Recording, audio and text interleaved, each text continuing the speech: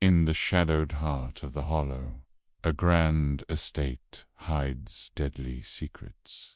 Hercule Poirot steps into a web of passion and betrayal, where a charming doctor lies dead by the pool, a revolver in his timid wife's hand. Was it love, jealousy, or, by a darker motive, who lurks in the gardens at midnight, and what lies buried in the hollow tree? Join Poirot as he unravels a maze of lies, where every guest hides a truth, and the killer watches his every move. Dare you uncover the mystery? Chapter 1. The invitation to the hollow. The autumn sun hung low over London, casting a golden haze through the lace curtains of Hercule Poirot's immaculate flat. The detective, his moustache waxed to perfection, sat at his desk, a cup of tisane steaming beside a stack of correspondence. His fingers, precise as a surgeon's, sorted through the letters with practiced efficiency.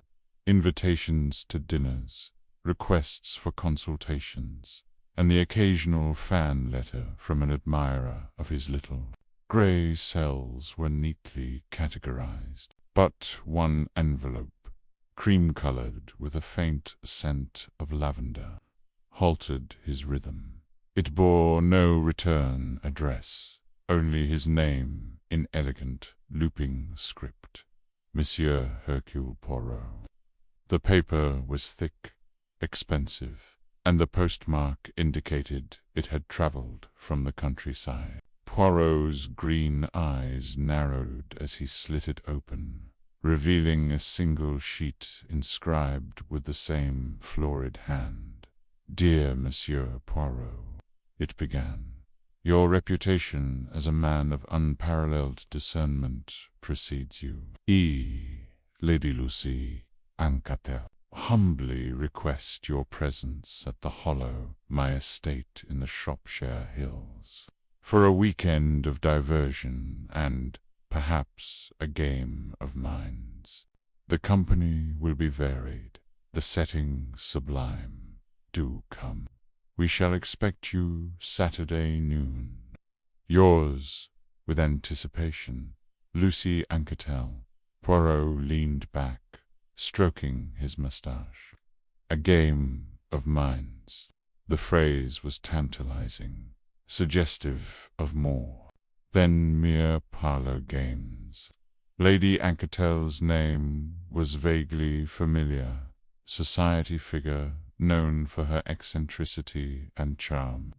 Her gatherings often whispered about in London's salons.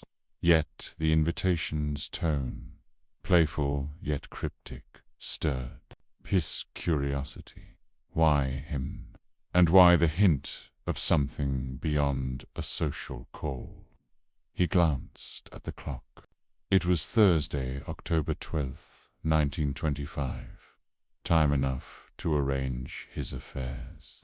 The prospect of a weekend in the country, away from the city's clamour, appealed to his sense of order. But it was the promise of a puzzle that decided him. "A bean," he murmured. "Let us see what Lady Anquetel has in store for Hercule Poirot." By Saturday morning, Poirot was aboard a train rattling through Shropshire's rolling hills. The landscape, painted in russet and gold, unfolded like a canvas outside his compartment window. He wore a tailored suit of charcoal grey, his Homburg hat resting on the seat beside him.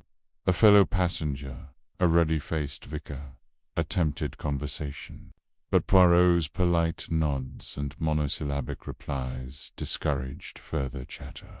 His mind was on the Hollow. The station at Ainswick was a quaint affair, with ivy creeping up its stone walls. A chauffeured Rolls-Royce awaited, its driver a stoic man named Bates, who tipped his cap. "For the Hollow, sir?" he asked, eyeing Poirot's polished shoes with faint amusement. "We, precisely," Poirot replied, stepping into the car. The drive wound through lanes shadowed by ancient oaks, their branches forming a tunnel of amber leaves. At last, the car emerged onto a gravel drive leading to the hollower, sprawling Georgian manor, with ivy-clad walls and tall windows that gleamed in the noon light. The estate was surrounded by gardens, their blooms fading into autumnal hues. Bend beyond, a copse of trees hinted at hidden paths. As Poirot alighted, the front door swung open, revealing Lady Lucy Anquetel. She was a vision of calculated disarray, her silver-blonde hair pinned loosely, her silk dress a swirl of peacock blue. Her eyes, bright and bird-like, fixed on Poirot with delight. "Monsieur Poirot, you've come," she exclaimed, clapping her hands. "I knew you would. You're exactly as I imagined, compact, precise, like a perfectly cut gem." Poirot bowed, his moustache twitching with amusement. "Lady Anquetel, your invitation was most intriguing. I could not resist." She laughed, a sound like wind chimes. "Oh, you'll find the hollow full of intrigues. Come, meet the others. Lunch is waiting, and I dare say you'll want to observe them all. Such a fascinating lot." She led him through a marble-floored hall adorned with ancestral portraits, their eyes seeming to follow. The dining room was a study in elegance. A long mahogany table gleamed under a chandelier set with silver and crystal. 5 figures awaited, their postures revealing more than their words would. Lucy gestured expansively. "Allow me to introduce our little circle. Dr. John Christo, the brilliant physician, though he's far too serious for his own good." A man in his early 40s rose, his handsome face marred by a faint scowl. His dark hair was slicked back, and his grey eyes assessed Poirot with clinical detachment. "A pleasure, Monsieur Poirot," he said, his tone suggesting otherwise. He resumed his seat, fingers drumming the table. His wife, Gerda Lucy, continued, nodding toward a woman whose mousy brown hair and nervous hands contrasted sharply with John's confidence. Gerda's eyes darted to her husband before offering Poirot a timid smile. "Hey, Shadow," she stammered, clutching her napkin. "Then we have Henrietta Savanek, our artist," Lucy said, her voice warming. A woman with auburn hair and a sculptor's calloused hands stood, her green eyes meeting Poirot's with quiet intensity. Her dress, simple yet bold, hinted at a creative spirit. "Monsieur Poirot," she said, her voice low and melodic, "I've read of your cases. You see what others miss." Poirot inclined his head. "Mademoiselle, I am flattered, and I look forward to seeing your work." "Edward Anquetel, my cousin," Lucy went on, gesturing to a lean man with sandy hair and a reserved demeanor. Edward's blue eyes flickered with unease as he nodded. "Welcome to the Hollow," he said softly, his voice betraying a trace of weariness. "And finally, Midge Hardcastle, another cousin, who insists on working in a dreadful shop in London," Lucy said with mock despair. Midge, a young woman, with dark curls and a defiant chin, laughed. "It's honest work, Lucy. Monsieur Poirot, a pleasure." Her handshake was firm, her eyes bright with mischief. Poirot took his seat, his gaze sweeping the table. The group was a study in contrasts. John's arrogance, Gerda's anxiety, Henrietta's poise, Edward's reticence, Midge's vitality, and Lucy's theatrical charm. Already he sensed undercurrents, glances exchanged, silences waited. Lunch was served, a delicate consomme followed by roasted pheasant. The plates arranged with geometric precision that pleased Poirot's sensibilities. Lucy dominated the conversation, her topics darting from art to politics to the peculiarities of Shropshire folklore. "They say the Hollow is named for a tree," she remarked, sipping her wine. "A great oak with a hollow heart where secrets are hidden. Isn't that deliciously sinister?" John snorted. "Superstition, Lucy. You'll have Gerda jumping at shadows." Gerda flushed, her fork clattering. "I'm not afraid," she said too quickly. Henrietta's lips curved. "Shadows can be inspiring.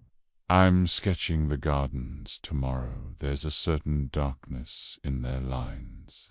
Edward said nothing, his gaze fixed on his plate. Midge, however, leaned forward. "Lucy, are you hinting at a treasure hunt, or something spookier?" Lucy's eyes twinkled. "Oh, Midge, you're too practical. But I do love a game. Perhaps Monsieur Poirot will indulge us. You're fond of puzzles, aren't you?"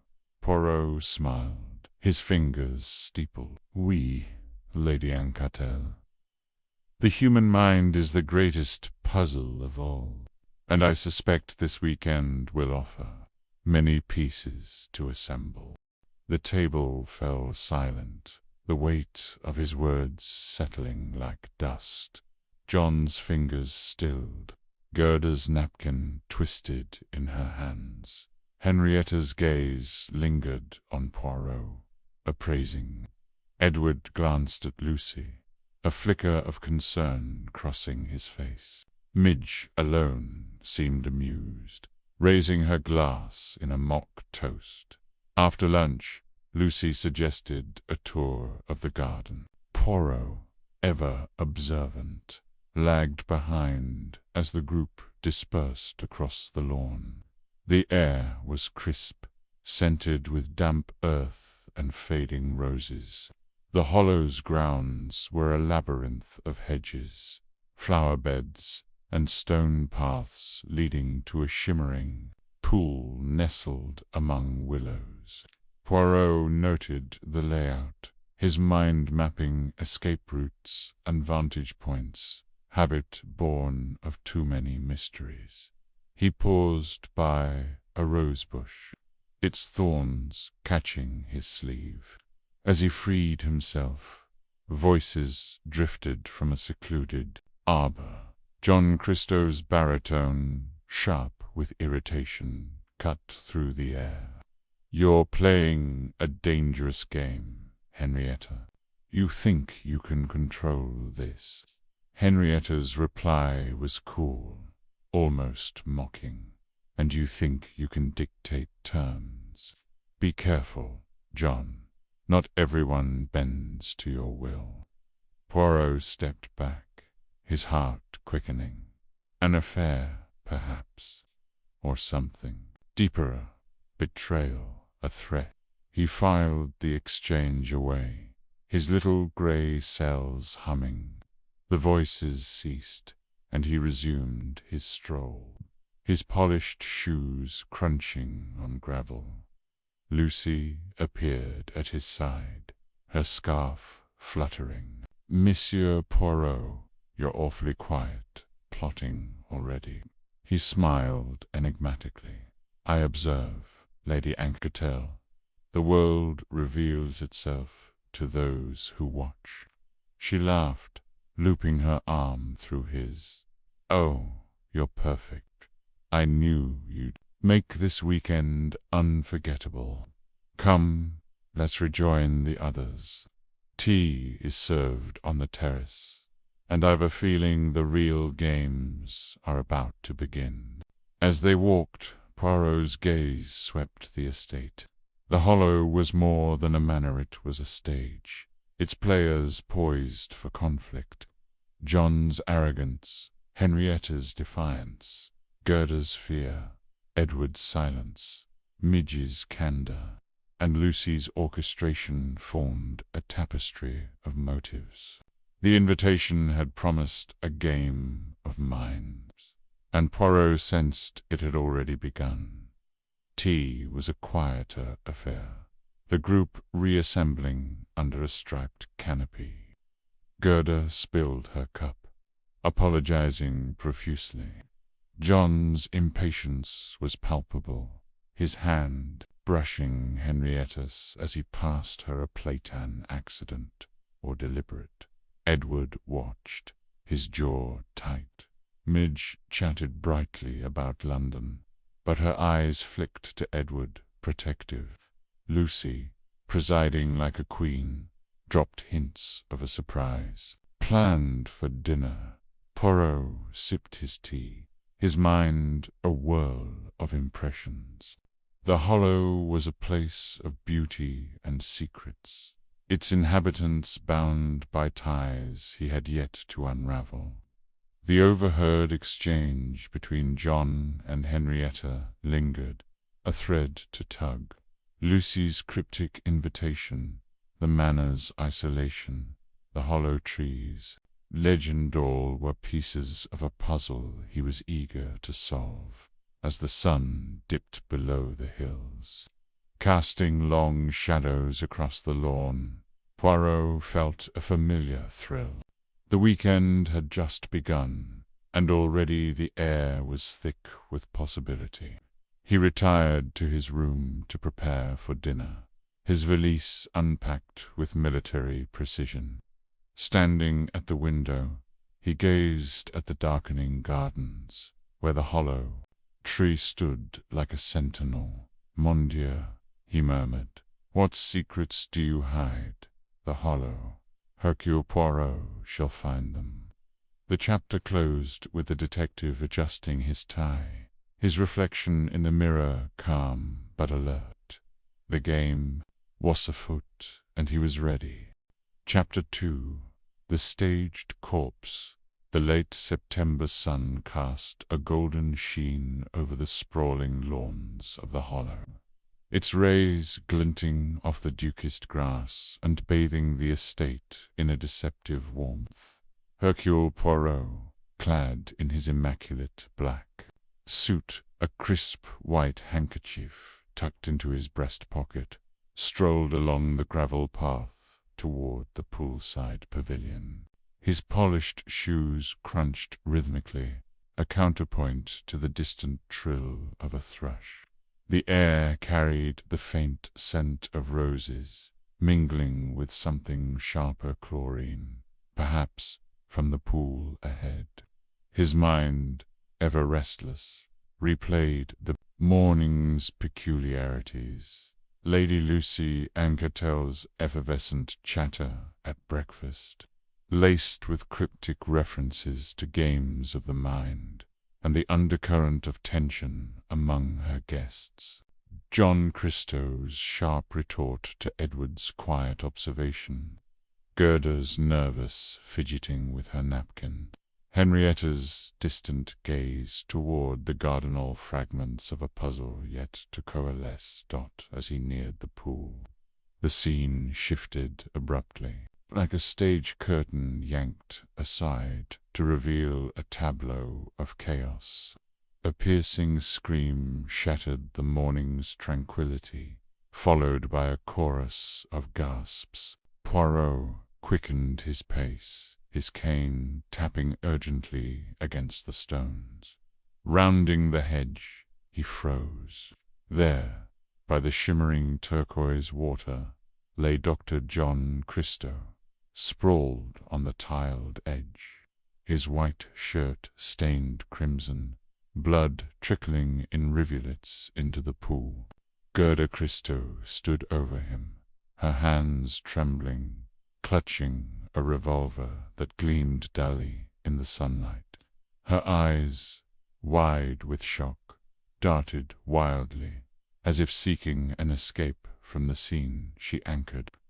Around her, the other guests formed a semicircle of stunned spectators. Henrietta Savernake, her artist's hands clasped tightly. Edward Anketel, his face pale but unreadable, and Lady Lucy, her lips parted in what seemed an incongruous smile. "Oh, bravo!" Lucy clapped her hands, her voice bright as if applauding a theatrical performance. "What a splendid show!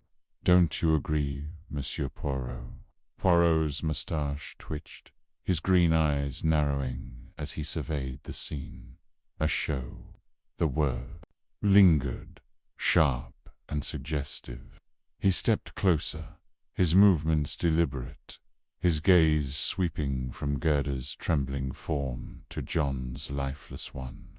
The blood, vivid against the pale tiles, spread in a slow, deliberate arc, as if painted with care. The revolver in Gerda's hand hung loosely, her fingers barely gripping it, her knuckles white. Poirot knelt beside John, his gloved hand hovering over the body, careful not to disturb the scene. The wound, a single shot to the chest, was precise. The blood still fresh but not pooling as one might expect from a recent kill. He pressed 2 fingers to John's neck, confirming the absence of a pulse. Dead, undeniably, yet something was amiss. The revolver's angle, Gerda's dazed expression, Lucy's theatrical delight. This was no ordinary murder. "Madame Christo," Poirot said, his voice calm but commanding. "Perhaps you might explain how you came to be holding this weapon." Gerda's lips parted, but no sound emerged. Her eyes, red-rimmed and glassy, flickered to the revolver as if seeing it for the first time. I don't know," she stammered, her voice barely above a whisper. "I found him like this. I picked it up, I thought. I don't know what I thought." Her hands shook violently, and the revolver slipped clattering to the tiles. Edward stepped forward, catching her elbow as she swayed. "Steady, Gerda," he murmured, his voice low, almost tender. But his eyes, Poirot noted, flicked briefly to Henrietta, who stood motionless, her face a mask of composed grief. Lucy fluttered forward, her silk shawl trailing like a stage prop. "Oh, poor Gerda. Such a shock, isn't it?" "I always said John had a flair for drama, but this, well, it's positively Shakespearean." Her laughter tinkled, but Poirot caught a fleeting smirk, gone as quickly as it appeared. It was a look that spoke of secrets, of a mind reveling in its own cleverness. Poirot rose, brushing imaginary dust from his knees. "By drama, indeed, Lady Anketel. But one must ask, who is the playwright?" His eyes swept the group, lingering on each face. Henrietta's lips tightened, Edward's jaw clenched, and Gerda's breath hitched. Lucy merely tilted her head, her expression one of amused curiosity. "Let us retire to the drawing-room," Poirot suggested, his tone brooking no argument. "The police must be summoned. But first, I would hear your accounts. A man is dead, and the truth, it hides in the shadows of your words." The group shuffled back toward the manor, their footsteps heavy with unease. Poirot lingered a moment, his gaze returning to the poolside. The revolver lay where Gerda had dropped it, its barrel pointed at an odd angle, not toward John, but toward the hedge. He crouched again, examining the tiles. A faint smudge of dirt, barely noticeable, marked the edge of the pool, as if someone had stepped there and wiped it clean. He filed the detail away, his mind already spinning a web of possibilities. Inside the drawing room, the atmosphere was stifling despite the open windows. The guests settled uneasily on the plush sofas, their postures rigid. Poirot stood by the fireplace, his small frame commanding the room's attention. He produced a notebook from his pocket, his movements deliberate, almost ceremonial. "We begin with you, Madame Christo," he said, fixing Gerda with a steady gaze.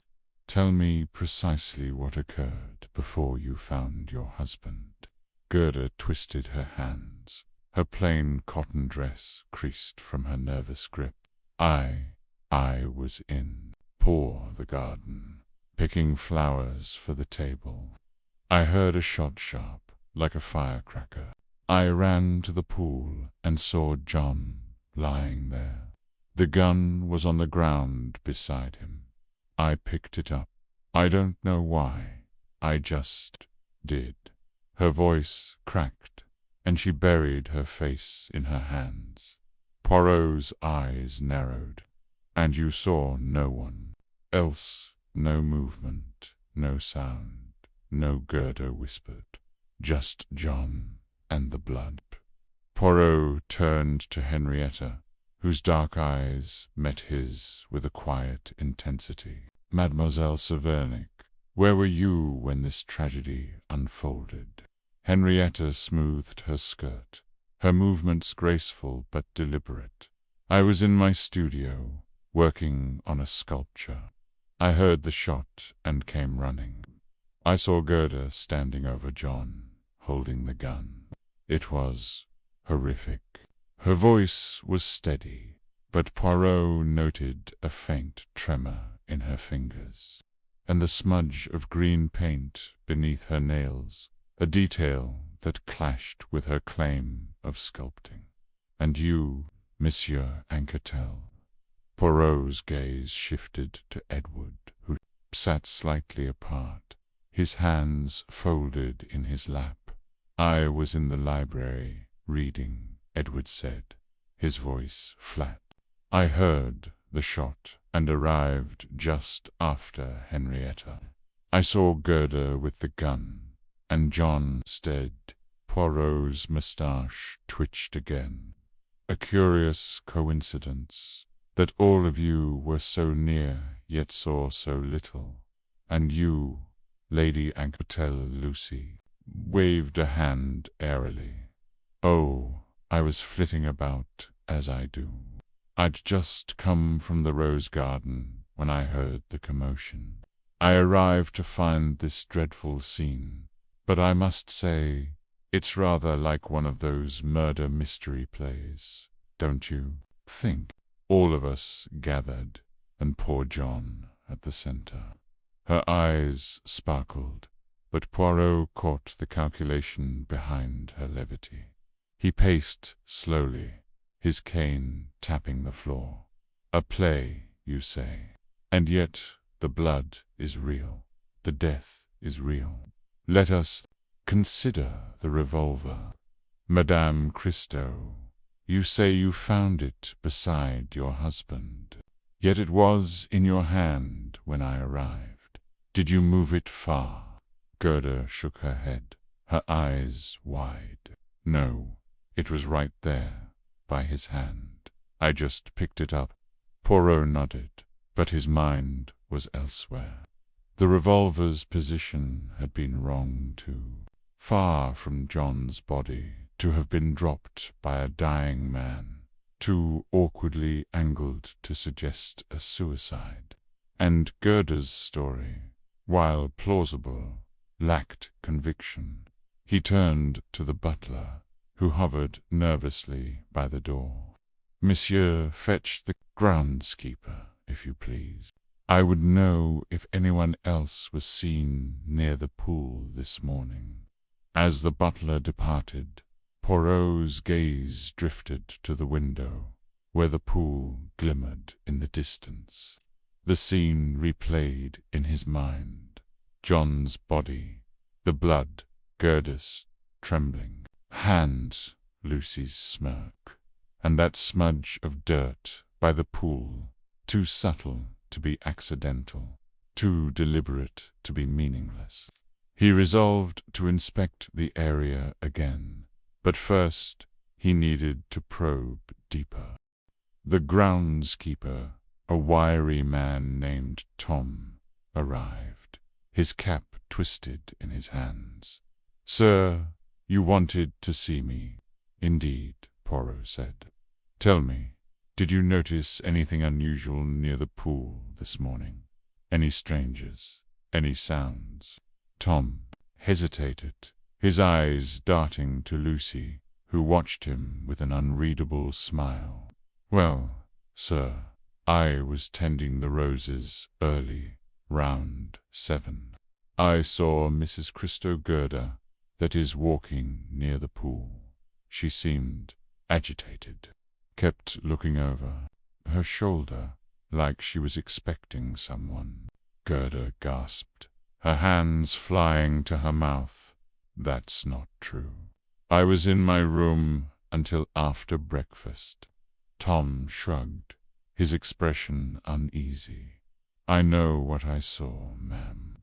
You was by the pool, clear as day." Poirot's eyes gleamed. "And anyone else, Monsieur Tom? Any other visitors to this stage?"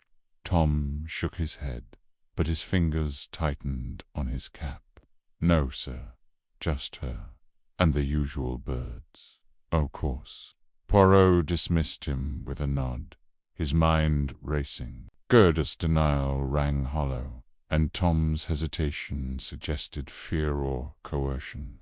He turned back to the group, his voice soft but piercing, a discrepancy mis amis. "Madame Christo claims she was in her room, yet the groundskeeper places her at the scene, and the revolver its placement suggests it was not dropped but placed. A stage, indeed, Lady Anquetel, but who set it?" Lucy's laughter filled the room, light but edged with something darker. "Oh, Monsieur Poirot, you do make it sound thrilling. Perhaps we're all actors, playing our parts. But who's the villain, I wonder?" Poirot's smile was thin. "That, madame, is what I intend to discover." The police arrived shortly after, their boots heavy on the Manor's polished floors. Inspector Grange, a burly man with a known-sense demeanor, took charge, cordoning off the poolside and questioning the guests. Poirot observed, his presence unobtrusive, but his eyes missing nothing. Grange's men photographed the scene, bagged the revolver, and removed John's body, their efficiency a stark contrast to the guests' unease. Poirot slipped away, returning to the poolside as the sun dipped lower, casting long shadows across the tiles. He crouched again, examining the smudge of dirt. It was faint, but distincter partial footprint, perhaps, or the drag of a heel. Nearby, a single rose petal lay discarded, its edges wilting. He picked it up, twirling it between his fingers. The rose garden was Lucy's domain, and her earlier claim of flitting about there felt too convenient. He paced the perimeter, his eyes scanning the hedges. A glint caught his attention, a shard of glass, half buried in the soil. He retrieved it carefully, noting its curved edge, like part of a broken bottle. It was clean, no blood or prints, but its presence was another piece of the puzzle. Returning to the manor, Poirot found Henrietta alone in the conservatory, sketching furiously. Her pencil scratched across the paper, rendering the poolside scene with uncanny accuracy. John's body, Gerda's silhouette, the revolver's gleam. She glanced up, her eyes meeting his without flinching. "You see everything, don't you, Monsieur Poirot?" "I see what is shown," he replied, his tone mild, "and sometimes what is hidden. This sketch is most detailed. You observed much in those fleeting moments." Henrietta set her pencil down, her expression guarded. "I'm an artist. I notice details. The way the light hit the water, gangle of John's arm, it stays with you." "Indeed," Poirot said, leaning closer. "And the paint beneath your nails, mademoiselle? Green, yes. Yet your sculpture is clay, not painted. Perhaps you were elsewhere this morning." Her lips parted, then closed. "I mix my own pigments sometimes." It lingers. Her voice was steady, but her eyes betrayed a flicker of unease. Poirot nodded, stepping back. A talent to capture such a scene. But talent can also conceal. N'est-ce pas? He left her, his mind buzzing. The paint, the rose petal, the glass, chart, Lucy's smirk, Gerda's denial, Tom's hesitational threads in a tapestry of deception. He retired to his room, spreading his notebook on the desk. He jotted down each detail, his neat script filling the page. The revolver's placement nagged at him to staged, to perfect, and Lucy's delight, her talk of a show, suggested. Be a mind that thrived on chaos. Was she the director, or merely an actor? Henrietta's sketched precise, as if she had studied the scene before it unfolded, as night fell. Poirot stood by his window, the manor's lights casting a soft glow over the grounds. The hollow felt alive, its secrets whispering in the shadows. He closed his notebook, his resolve firm. The truth lay not in the blood or the gun, but in the minds of those who stood around John Christo's body. And Hercule Poirot, with his little grey cells, would uncover it, piece by tantalizing piece. Chapter 3. The shattered Alabitha morning sun filtered through the heavy velvet curtains of the Hollow's dining room, casting dappled patterns across the polished mahogany table. Hercule Poirot sat alone, his small, precise hands cradling a cup of steaming tisane, the faint aroma of chamomile soothing his senses. The house was quiet now, save for the distant clink of porcelain as the servants cleared breakfast. The events of the previous day, the grotesque tableau by the pool, John Christo's lifeless body, Gerda's trembling grip on the revolver lingered in his mind like a half-finished painting, vivid but incomplete.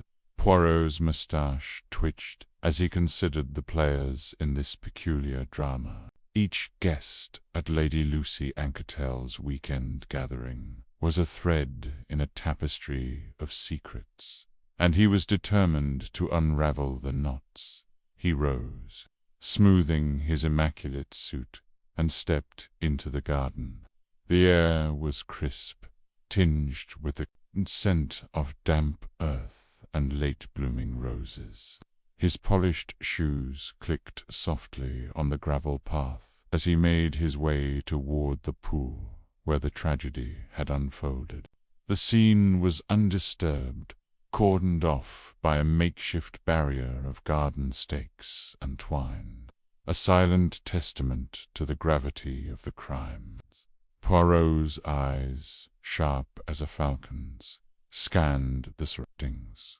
The pool's surface shimmered its clarity, tell you how to, mocking the murky motives of the house's inhabitants.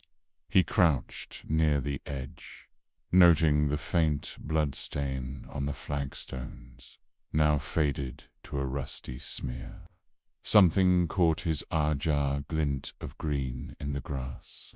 He reached down and retrieved a single emerald earring, its delicate filigree catching the light. Curio, he thought. None of the women had mentioned losing jewelry, yet here it was, a silent witness to the morning's chaos. Poirot slipped the earring into his pocket and straightened, his mind already cataloguing possibilities. The earring could belong to anyone. Gerda, Henrietta, Lucy, or even Midge Hardcastle, the quiet cousin who seemed to fade into the woodwork. But it was Gerda, John's widow, who occupied his thoughts now. Her dazed demeanor by the pool, her stammering insistence that she'd found John already dead, had struck him as genuine yet flawed, like a cracked porcelain vase. He resolved to speak with her first, to test the fragility of her alibi. He found Gerda in the morning room, perched on the edge of a chintz-covered sofa, her hands twisting a damp handkerchief. Her pale face, framed by mousy brown hair, bore the marks of sleeplessness, dark circles under her eyes, a faint tremor in her lips. She looked up as Poirot entered, her expression a mixture of fear and resignation. "Monsieur Poirot," she said, her voice barely above a whisper. I don't know what more I can tell you. It's all so dreadful." Poirot settled into an armchair opposite her, his posture relaxed, but his eyes piercing. "Madame Christo, it is precisely in the dreadful moments that the truth reveals. Be itself. You have told me you were walking in the woods this morning, alone, when you heard a shot and rushed to the pool. Is this correct?" Gerda nodded, her fingers tightening on the handkerchief. "Yes, I needed air. John was so distant lately, and I thought a walk would clear my head. Then I heard the shot, and I ran to the pool, and there he was." Her voice broke, and she pressed the handkerchief to her mouth. Poirot tilted, his head, his tone gentle but probing. "And you saw no one else? No figure fleeing? No shadow in the trees? No, nothing. It was just John, and the blood, and the revolver in my hand." She shuddered. "I don't know how it got there. I swear I didn't calm yourself," Madame Poirot interrupted, raising a hand. "The revolver we shall discuss in time, but let us focus on your walk. You say you were in the woods, yet the gardener, Mr. Tom, claims he saw you near the pool earlier this morning, before the shot was heard. How do explain this?" Gerda's eyes widened, and for a moment she seemed to shrink into the sofa. The gardener, He's mistaken. I wasn't near the pool until it happened. He must have seen someone else. Poirot's mustache twitched perhaps, but the gardener is a man of observation, none. His eyes are accustomed to the details of this estate, the bend of a branch, the tread of a foot. He insists it was you, in your grey coat, near the pool at 9:30. Gerda's hands stilled, and a flush crept up her neck. I don't know why he'd say that. I was in the woods. I swear it. Maybe he saw my coat, but it wasn't me. Someone could have taken it. The house is so open, anyone could have. Her voice trailed off, and she looked away, her eyes darting to the window. Poirot noted the hesitation, the sudden shift in her demeanor. She is hiding something, he thought. But is it guilt or fear? He leaned forward, his voice soft but insistent. Madame, the truth is like a delicate floweret, must be handled with care, but it cannot be hidden forever. If there is something you wish to tell, Poirot, now is the moment. Gerda's lips parted, but no words came. Instead, she stood abruptly, clutching the handkerchief to her chest. I've told you everything, Monsieur Poirot. I need to rest. Please excuse me. She hurried from the room, her footsteps echoing in the hall.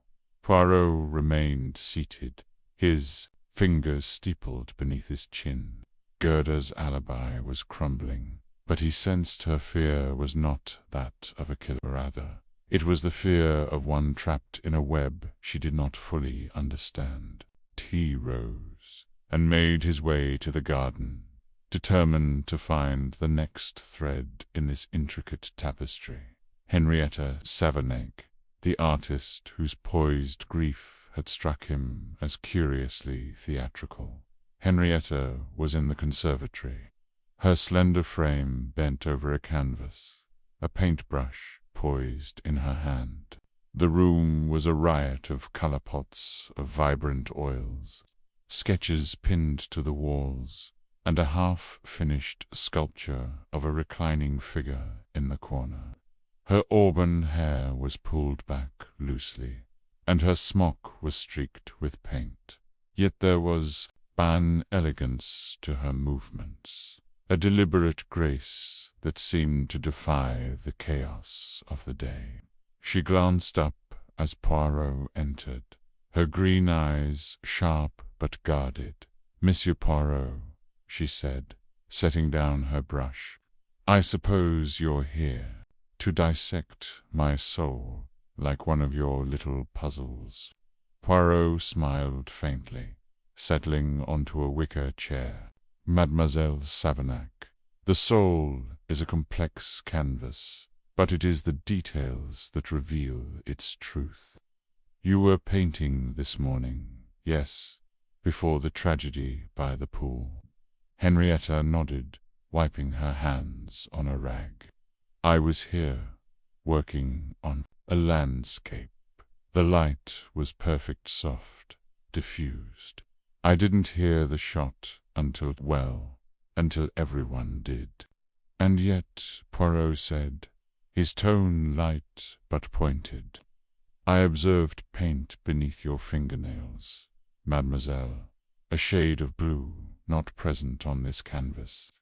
And near the pool I found a paintbrush, discarded in the grass, with the same hue.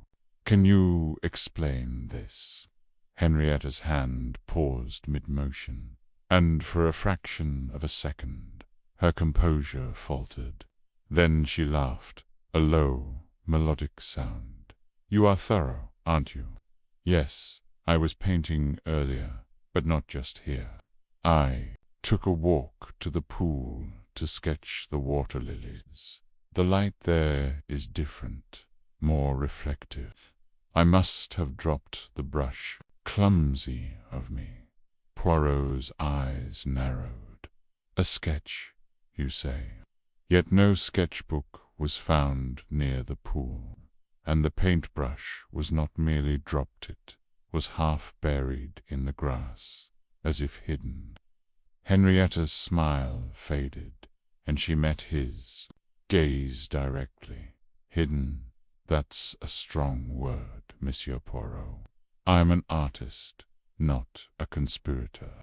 If I dropped a brush, it was an accident. As for the sketchbook, I brought it back here. She gestured to a leather-bound book on a nearby table, its pages slightly crinkled. Poirot rose and picked up the sketchbook, flipping through it with deliberate care.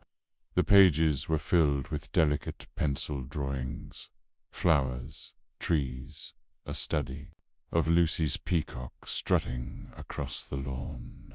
But one page caught his attention, a sketch of the pool, its edges lined with reeds, and in the foreground a figure that bore a striking resemblance to John Christo, lounging against a tree.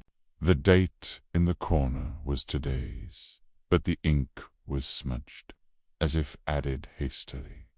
"This is most interesting, mademoiselle," Poirot said, holding up the page. "A sketch of the victim, dated this morning. Yet your alibi places you here, not at the pool. And the paint beneath your nails suggests you were working with oils, not pencils. How do you account for this?" Henrietta's jaw tightened, but her voice remained steady. "I sketched John yesterday from memory. He was always lounging about, charming everyone. I dated it today because I touched it up this morning. As for paint, I work with oils all the time. You're reading too much into it, Monsieur Poirot." Poirot closed the sketchbook and set it down, his expression unreadable, perhaps, but the little grey cells, they do not rest. They see the details, the paint, the brush, the smudged date hand. They whisper that not all is as it seems. Henrietta crossed her arms, her eyes flashing. "Then let your little grey cells whisper to someone else. I've told you the truth. John's death is a tragedy, but I had nothing to do with it." Poirot inclined his head, his tone polite but firm. "We shall see, mademoiselle. The truth, it has a way of emerging like a painting beneath layers of varnish." As he left the conservatory, Poirot's mind buzzed with contradictions. Henrietta's poise was a mask, but was it hiding guilt or merely pain? The paintbrush, by the pool, the sketch, the emerald earring all, were pieces of a puzzle that refused to fit neatly. He wandered back toward the pool, his steps slow and deliberate, and paused by the spot where he'd found the paintbrush. The grass was trampled, not just by his own feet, but by others. Perhaps in the chaos after the murder, he crouched again, his fingers brushing the earth, and unearthed a small, muddy objector button, brass, with a faint engraving of a rose. It matched the buttons on Gerda's grey coat, the one she claimed to have worn during her walk. "Mon Dieu," Poirot thought, turning the button over in his hand. "The threads of this mystery are tangled indeed." Gerda's alibi was fractured, Henrietta's story riddled with inconsistencies, and now this button, a silent accusation. But he was not ready to confront either woman yet. The hollow was a house of mirrors, each reflection distorted, and Poirot knew he must tread carefully to find the truth. He returned to the house, intending to seek out old Tom, the gardener, to clarify his sighting of Gerda. but as he passed the library, he noticed Edward Anquetel standing by the window, his tall, lean frame silhouetted against the glass. Edward's hands were clasped behind his back, his posture rigid, as if bracing for a storm. Poirot paused, considering whether to approach, but Edward turned, catching his eye. "Monsieur Poirot," Edward said, his voice low and measured, "you're sniffing about like a bloodhound. Found anything worth chasing?" Poirot smiled, stepping into the room. "A bloodhound, Nan. I am merely a man who observes, Monsieur Anquetel. And you, I observe, are a man who watches the world from a distance. Tell me, where were you this morning, before the tragedy?" Edward's lips quirked in a half-smile, but his eyes remained guarded. "In here, reading. Thackeray, if you must know. Vanity Fair. It suits the mood of this house. Don't you think?" Poirot glanced at the book on the table, its leather cover worn but intact. "A fine choice. And you heard nothing? No shot, no voices.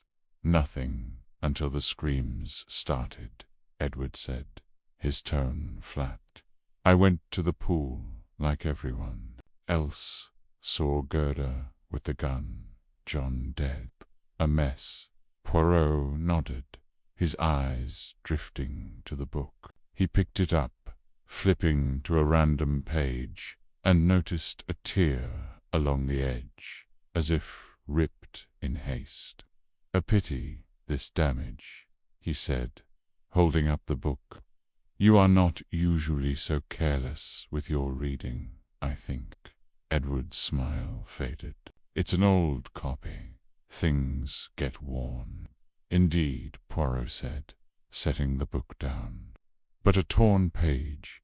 It suggests a moment of distraction, perhaps agitation. Were you truly absorbed in Thackeray, or was your mind elsewhere?" Edward's jaw tightened, and for a moment Poirot thought he might snap, but he merely shrugged. "You're fishing, Poirot. I was here. Asked the maids, if you don't believe me." "I shall," Poirot said, his tone light, "and I thank you for your candor, Monsieur Anquetel." As he left the library, Poirot's mind churned. Edward's alibi was solid, corroborated by the staff. Yet the torn page hinted at a man unsettled. And then there was Lucy Anquetel, the enigmatic hostess, whose fleeting smirk by the pool had not escaped his notice. He resolved to speak with her next, but first he returned to the pool, unable to shake the feeling that it held more secrets. The afternoon sun was high now, casting harsh shadows across the estate. Poirot circled the pool, his eyes scanning for anything he'd missed. Near the far end, partially hidden by a cluster of reeds, he spotted a small, muddy footprint, too delicate to belong to a man. He knelt, examining it closely. The tread was faint, but it matched the size of Gerda's shoesore, perhaps Henrietta's. He made a mental note to check their footwear later as he stood. A rustling in the bushes caught his attention. He turned, expecting to see old Tom, but instead Midge. Hardcastle emerged, her face flushed and her hands clutching a pair of gardening gloves. She froze when she saw him, her dark eyes wide. "Monsieur Poirot," she stammered. "I didn't expect. I was just checking the roses." Poirot raised an eyebrow. "At this hour, mademoiselle, and with such haste? The roses, they do not run away, I think." Midge laughed nervously, tucking a strand of dark hair behind her ear. No, of course not. I just needed some air. It's been a terrible day. Indeed, Poirot said, his gaze softening but not relenting. And where were you this morning, Mademoiselle Hardcastle, when the shot was fired? In my room, she said quickly, writing letters. I didn't hear anything until the commotion started. Poirot nodded, his eyes drifting to her gloves. They were streaked with dirt, and a faint smear of blue paint clung to one finger. Letters, you say? Yet no letters were found in your room when the maid tidied it, and your gloves, they bear a curious mark paint. Perhaps like that found near the pool. Midge's face paled, and she stuffed the gloves into her pocket. Paint. I was helping Henrietta earlier, moving some of her supplies. That's all. Poirot tilted his head, his voice gentle but firm. Mademoiselle, the truth is a fragile thing. If you have seen or heard something, it is best to share it now, before the net tightens. Midge's lips trembled, but she shook her head. I've told you everything, Monsieur Poirot. I'm just trying to hold things together. Chapter 4. The shadow of envy. The late afternoon sun cast long, dappled shadows across the manicured lawns of the Hollow, Lady Lucy Anquetel's sprawling country estate. The air carried the faint scent of lavender from the gardens, mingling with the crisp bite of autumn. Hercule Poirot, his polished shoes clicking softly on the gravel path, paused to admire the estate's grandeur, facade of serenity, masking the undercurrents of tension he had already begun to sense among its inhabitants.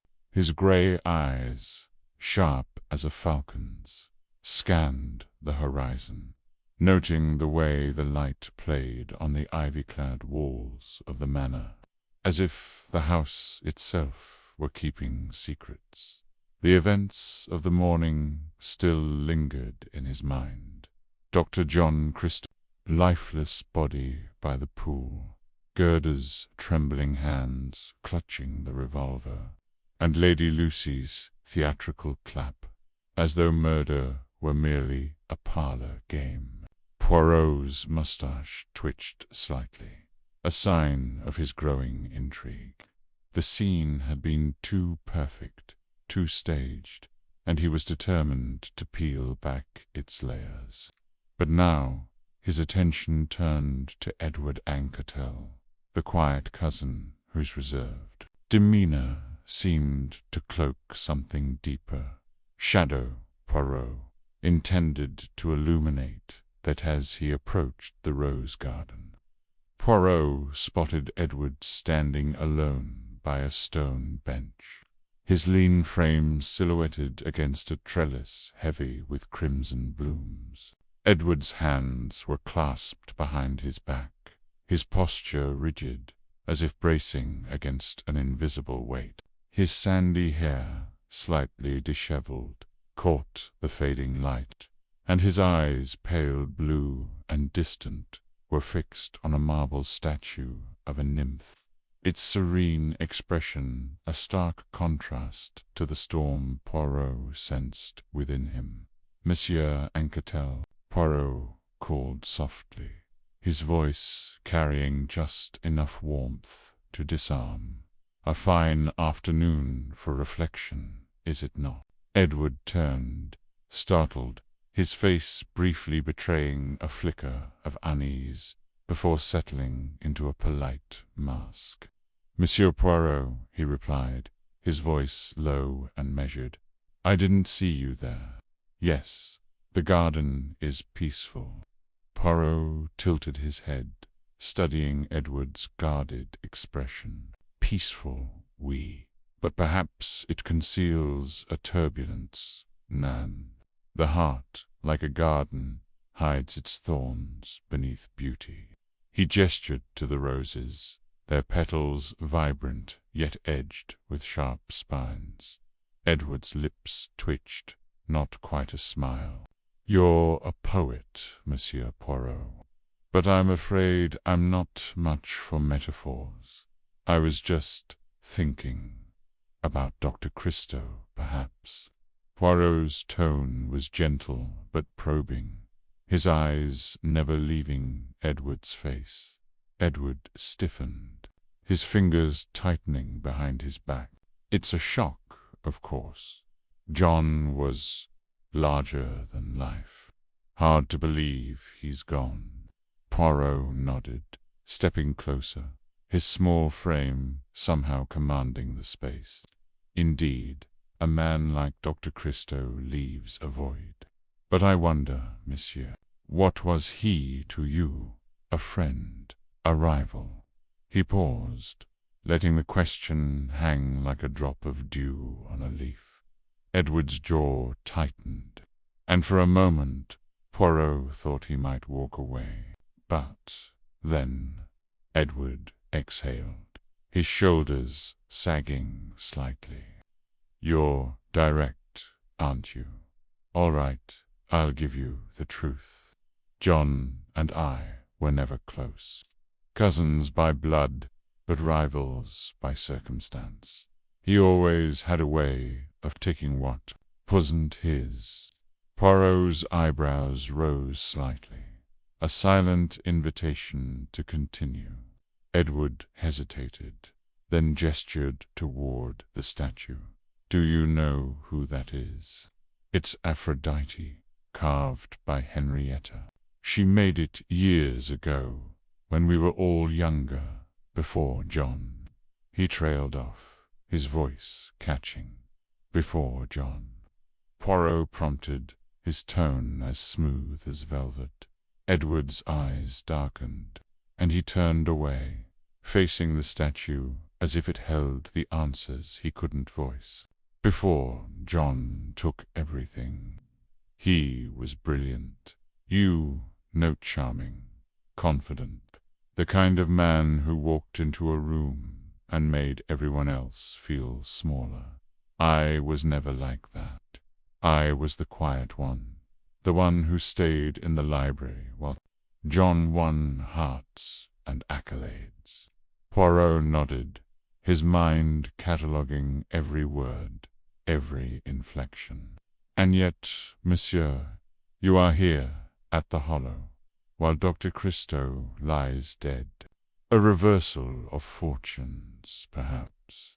Edward's head snapped toward Poirot, his eyes narrowing. "What are you implying? I didn't kill him, if that's what you're getting at. I was in the library all morning, reading. Ask anyone." Poirot raised a placating hand. "Calm, monsieur. I imply nothing. I merely observe. The library, you say. A fine place for solitude. What were you reading?" Edward hesitated, his gaze flickering to the ground. "A book on botany. Old, dry stuff. Lucy keeps a collection of rare volumes. Fascinating," Poirot murmured, though his tone suggested he found it anything but. He stepped closer to the bench, where a book lay abandoned, its leather cover worn and cracked. He picked it up, noting the title, "Flora of the British Isles." Flipping through its pages, he paused at a torn edge, the paper jagged as if ripped in haste. "A pity," he said, holding up the book. "Such a fine volume damaged. Were you, perhaps, distracted?" Edward's face paled, but he recovered quickly. "It was like that when I found it. Old books fall apart. They do." Poirot agreed, his smile enigmatic. "But pages do not tear themselves, Nan. Perhaps something or someone interrupted your reading. Edward's silence was answer enough. Poirot set the book down, his mind already turning to the next thread in the tapestry. He had seen the way Edward's eyes lingered on Henrietta Savernake at lunch, the way his fingers tightened when John's name was mentioned. Envy, Poirot knew, was a quiet poison, seeping into the heart until it demanded release. But was it enough to drive a man to murder? As they walked back toward the Manor, Poirot steered the conversation to lighter topics, probing Edward's knowledge of the estate. "Lady Anquetel speaks fondly of you," he said casually. "She says you know every corner of the hollow, like a map etched in your mind." Edward gave a faint smile. "Lucy exaggerates. I spent summers here as a boy, that's all. It's a place that gets under your skin, beautiful, but oppressive sometimes." "Oppressive?" Poirot echoed, his interest piqued. "In what way?" Edward shrugged, his eyes distant. "It's hard to explain. The hollow has a way of holding on to its secrets. You feel it in the walls, the trees, like the past is always watching." Poirot nodded, filing the comment away. The hollow, he sensed, was more than a backdrop. It was a character in this drama, its history intertwined with the Anquetel's own. As they reached the terrace, Poirot caught sight of Henrietta in the distance, her auburn hair catching the light as she worked on a clay sculpture in the garden. Edward's gaze followed, and Poirot noted the raw longing in his eyes, a hunger that bordered on desperation. "Madame Savernake is a remarkable artist," Poirot remarked, watching Edward closely. "Her work carries such passion." Edward's expression hardened, but he said nothing, his silence louder than words. Poirot's mind whirred, piecing together the fragments.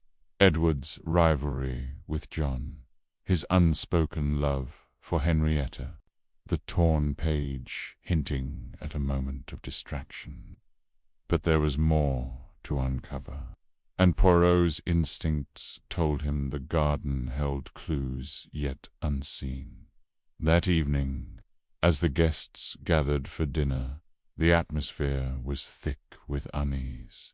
Lady Lucy, resplendent in a flowing emerald gown, presided over the table with her usual whimsy. But her chatter felt forced, her laughter too bright. Gerda sat pale and silent, her hands twisting in her lap, while Henrietta's cool composure seemed to mask a storm. Edward, seated across from Poirot, avoided eye contact, his fork moving mechanically through his meal. Poirot, ever observant, noted the small details, the way Lucy's eyes darted to Edward when John's name was mentioned, the way Henrietta's fingers brushed a paint smudge on her cuff, the way Gerda flinched at the clink of a glass. The dining room, with its heavy chandeliers and ancestral portraits, seemed to close in, the air heavy with unspoken truths. After dinner, Poirot excused himself and slipped into the library, where Edward claimed to have spent the morning. The room was a sanctuary of polished oak and leather-bound tomes, its silence broken only by the tick of a grandfather clock. Poirot moved to the shelf where Edward's book had been, his fingers tracing the spines, until he found Flora of the betrayals. Opening it, he examined the torn page more closely. The missing section, he realized, was from a chapter on poisonous plants, nightshade, hemlock, foxglove. A coincidence? Poirot thought not. As he closed the book, a faint creak drew his attention to the door. Lucy stood there, her silhouette framed by the hallway's dim light. "Monsieur Poirot," she said, her voice light but laced with curiosity. "Burning the midnight oil." "Merely exploring," Madame Poirot replied, his tone equally airy. "The library is a treasure trove, Nan. So many stories hidden in its pages." Lucy's smile was enigmatic. "Oh, the hollow is full of stories. Some best left untold. Edward's fond of this room, you know. Always has been. He used to hide here as a boy, dreaming of things he could never have, such as Poirot vast, his eyes locking onto hers. Lucy's laugh was like a chime. "Oh, you know love glory, the usual foolishness. Edward's always been overshadowed, first by his father, then by John. Poor dear." She paused, her gaze sharpening.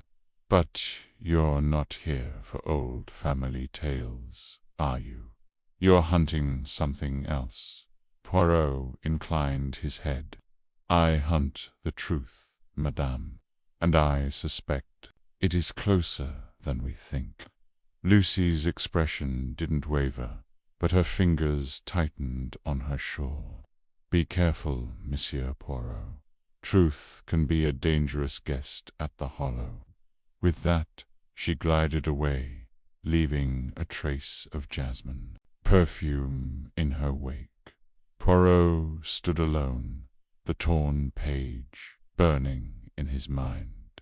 Edward's alibi held for now, but the library was no sanctuary, it was a stage, and Edward had played his part too well. Poirot's thoughts turned to the garden, to the statue where Edward's gaze had lingered. He resolved to return at dawn, certain that the roses and their thorns held more than beauty. The next morning, Poirot rose early, the estate cloaked in mist as he made his way to the garden. The air was cool, the grass damp beneath his feet. He approached the statue of Aphrodite, its marble gleaming in the soft light. Kneeling, he examined the base, where the earth was slightly disturbed, as if recently trodden. His fingers brushed the soil, uncovering a small, glinting object, a cufflink, engraved with the initials E.A. Poirot's mustache twitched. Again, a smile of satisfaction. The cufflink was no accident, it was a breadcrumb, leading him deeper into the maze. Edward's longing for Henrietta, his rivalry with John, the torn page. The cufflink, all pieces of a puzzle that was beginning to take shape. But the picture was not yet complete, and Poirot knew the killer was watching, waiting for his next move. As he pocketed the cufflink, Poirot glanced toward the manor, where a figure stood at a window, half hidden by a curtain. It was Edward, his face a mask of longing and fear, watching the garden as if it held his salvation or his doom. Poirot straightened, his resolve firm. The shadow of envy was long, but Hercule Poirot would follow it to its source, no matter how dark the path. The chapter closed with Poirot walking back to the manor, the cufflink heavy in his pocket, his mind alight with the thrill of the chase. The hollow was a house of mirrors, reflecting lies and half-truths, but Poirot's little grey cells were sharper than any glass. He would unravel this enigma, one thorn at a time. Chapter 5. The Hidden Letter. The morning mist clung to the sprawling lawns of the hollow, curling round the ancient oaks like a lover reluctant to let go. Hercule Poirot, clad in a meticulously pressed suit despite the countryside's casual air, sipped his tisane on the terrace, his sharp eyes scanning the estate. The previous day's grim discovery, Dr. John Christo's body by the pool, blood seeping into the chlorinated water, had cast a pall over Lady Lucy Anquetel's weekend gathering. Yet the house buzzed with an undercurrent of secrets, each guest a thread in a tapestry Poirot was determined to unravel. His small, precise hands cradled the porcelain cup as he replayed the scene. Gerda Christo, trembling, clutching a revolver. Henrietta Savanake's cool grief. Edward Anquetel's stoic reserve. And Lucy's theatrical gasp, almost too perfect. The air was thick with deception, and Poirot relished the challenge. His mind, a finely tuned instrument, hummed with questions. Why had Gerda's story faltered? What hid behind Henrietta's poised facade? And what was Lucy's game, with her cryptic smiles and airy remarks? As he set his cup down, a faint rustle from the drawing-room caught his ear. He rose, smoothing his moustache, and glided toward the French doors, his polished shoes silent on the stone. Inside, the room was dim, the heavy curtains half drawn. A flicker of movement near the writing desk stopped him.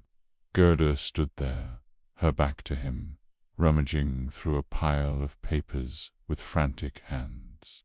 Her shawl slipped, revealing a tense neck, her fingers trembling as they sifted through envelopes and notepads.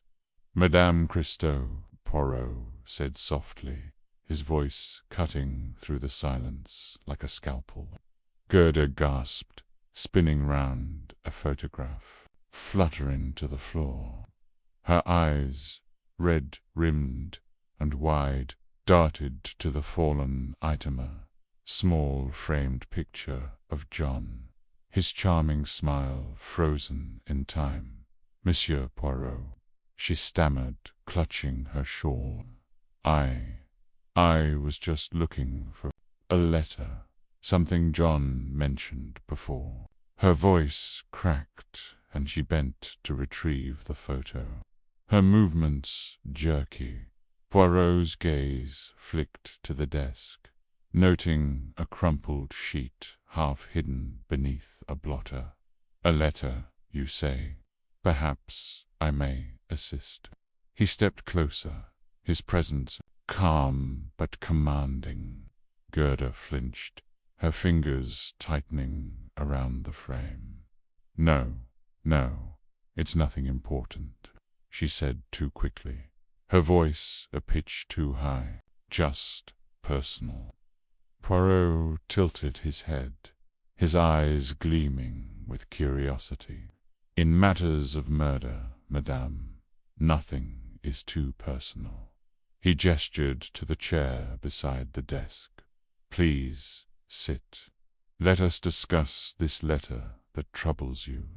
"So," Gerda hesitated, then sank into the chair, her hands twisting the shawl into knots. Poirot moved to the desk, his fingers brushing the crumpled paper. He unfolded it with care, revealing a single sheet of heavy cream stationery. The ink, bold and slanted. The words leaped out. "Leave the hollow or regret it." No signature, no date chest, a stark warning. The letters pressed hard into the page as if written in fury. "Mon Dieu," Poirot murmured, his voice low. "This is no ordinary note, Madame Christo. Where did you find it?" Gerda's lips trembled. "In John's room this morning. It was tucked inside his journal. I didn't know what to do. I thought it might be a mistake, or—" She trailed off, her eyes fixed on the photo, as if it could summon her husband back. Poirot studied her, noting the sheen of sweat on her brow, the way her fingers clutched the frame like a lifeline. "And yet you did not bring this to me immediately." "Why?" "I was afraid," she whispered. "John was. He had enemies, people who envied him, his success, his charm. I thought maybe it was a prank," or her voice broke and tears spilled down her cheeks. "I didn't want to believe someone hated him enough to—" She couldn't finish. Poirot's expression softened, but his mind raced. The letter's ink was a deep indigo, the kind used in fine fountain pens, and he recalled the same shade he'd seen in Henrietta Savanek's art studio, where she mixed her paints and inks. A coincidence, perhaps, but Poirot distrusted coincidences. "Madame, this letter is a clue of great importance," he said, slipping it into his pocket with a deft movement. "I will keep it safe. But tell me, did you find anything else? Perhaps a photograph missing from its frame?" Gerda's eyes widened, and her hand flew to the photo she held. "How did you know?" It was loose in his journal, not in its usual place on the nightstand. "I don't understand why he'd move it." Poirot's mustache twitched. Perhaps he did not. He leaned forward, his voice gentle but probing. "Madame, was there anyone at the Hollow who might have wished John harm? Someone close, perhaps?" Gerda shook her head, but her eyes flickered toward the door, as if expecting an eavesdropper. "No one. I mean, John could be difficult, but he was loved. By me. She stopped, biting her lip. "By Mademoiselle Stvarnock," Poirot prompted, his tone neutral. Gerda's face crumpled. Henrietta, she admired him. They were close, yes, but it was professional, artistic, nothing more. Her words sounded rehearsed, and Poirot noted the faint tremor in her voice, the way her eyes avoided his. He nodded, rising. "Merci, madame. You have been most helpful. Rest now, and leave this matter to Poirot." He turned to leave, but paused at the door, glancing back. "One thing more do, not search alone again. The truth, it can be dangerous." Gerda nodded mutely, clutching the photograph as Poirot stepped into the hall. His mind buzzed with possibilities. The letter was a thread, but to what? A jealous spouse? A scorned lover? Or something more sinister, orchestrated by the enigmatic Lucy Anquetel herself? The morning sun burned away the mist, and Poirot made his way to the conservatory, where Henrietta Savanek was said to be working. The glass-walled room was a riot of color canvases propped against easels, jars of brushes and pots of ink scattered across a table. Henrietta stood before a half-finished sculpture, her hands shaping clay with a fluid grace that belied the tension Poirot sensed in her posture. Her dark hair was swept into a loose bun, a streak of indigo ink smudged across her cheek.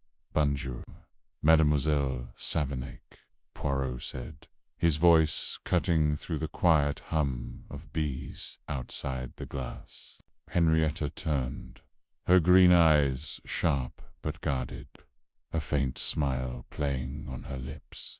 "Monsieur Poirot," she said, wiping her hands on a rag, "come to admire my work or to interrogate me?" Her tone was light, but her eyes held a challenge.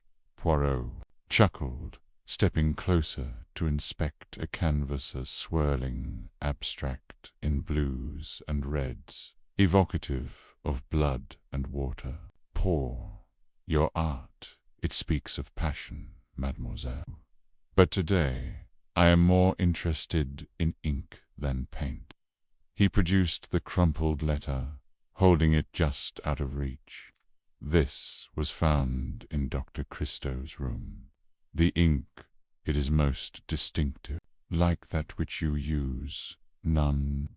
Henrietta's smile didn't waver, but her fingers tightened around the rag. "You're observant, monsieur."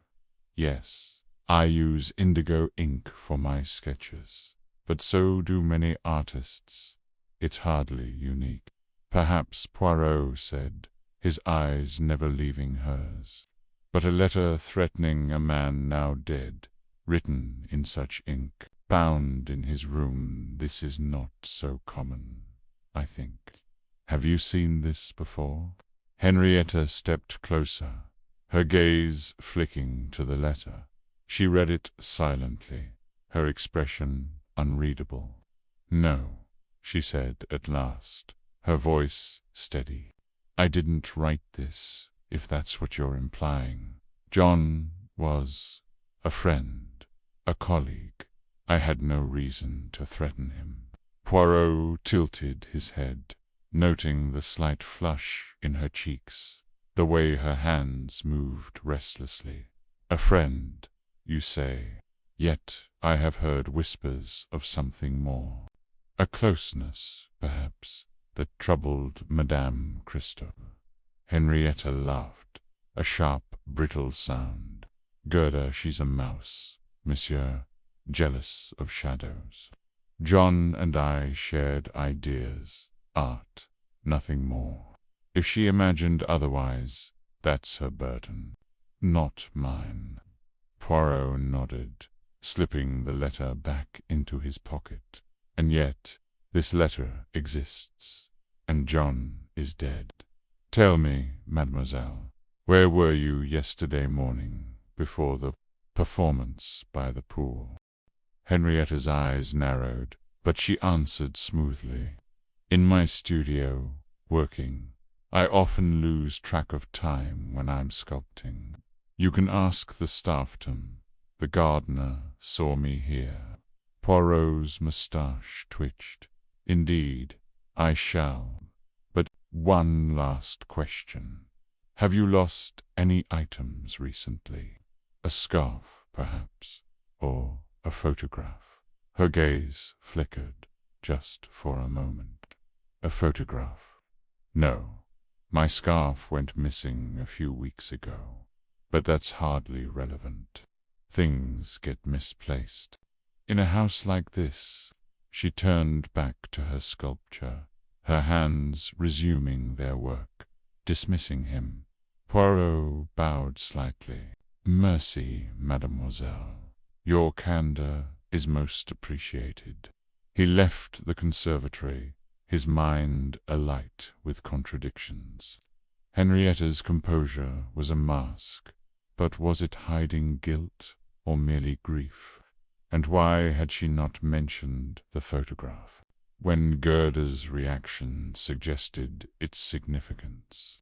The afternoon sun cast long shadows across the estate as Poirot wandered toward the library, where Edward Anquetel was said to spend his hours. The room was a sanctuary of leather-bound books, pen-polished wood, its silence broken only by the soft rustle of pages. Edward sat by a window, a book open in his lap, but his eyes were fixed on the garden beyond, where Henrietta's sculptures stood like sentinels. "Monsieur Anquetel," Poirot said, approaching. Edward started, his book slipping slightly. "May I interrupt your reading?" Edward's smile was thin, his grey eyes guarded. "Of course, Monsieur Poirot, though I'm afraid I'm not much company today." Poirot settled into a chair opposite, his hands folded neatly. "You are too modest. I find you most interesting, monsieur.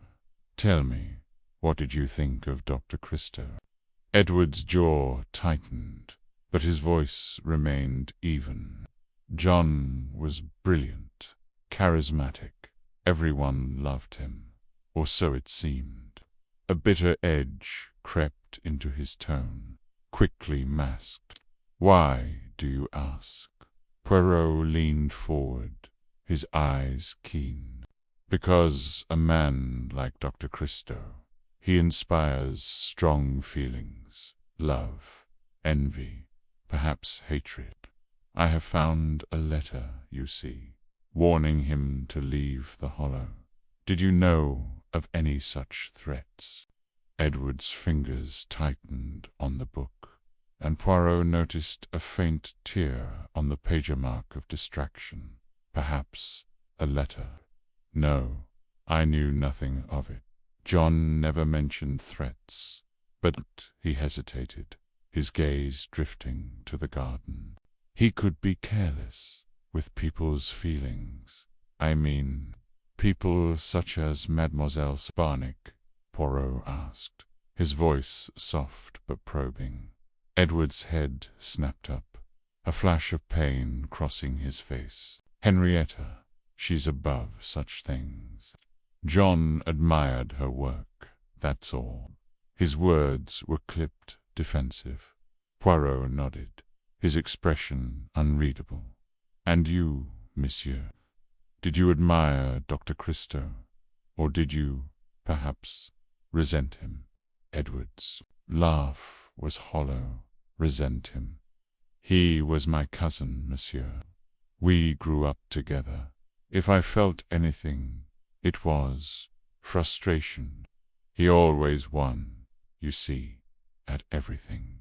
He looked away, his fingers tracing the torn page. Poirot rose, his mind cataloguing Edward's words, the torn page, the longing in his gaze toward the garden. "Merci, monsieur. You have given me much to consider." As he left, he glanced back, noting Edward's hand lingering on the book, as if anchoring himself against a storm of emotion. That evening, Poirot dined alone in his room.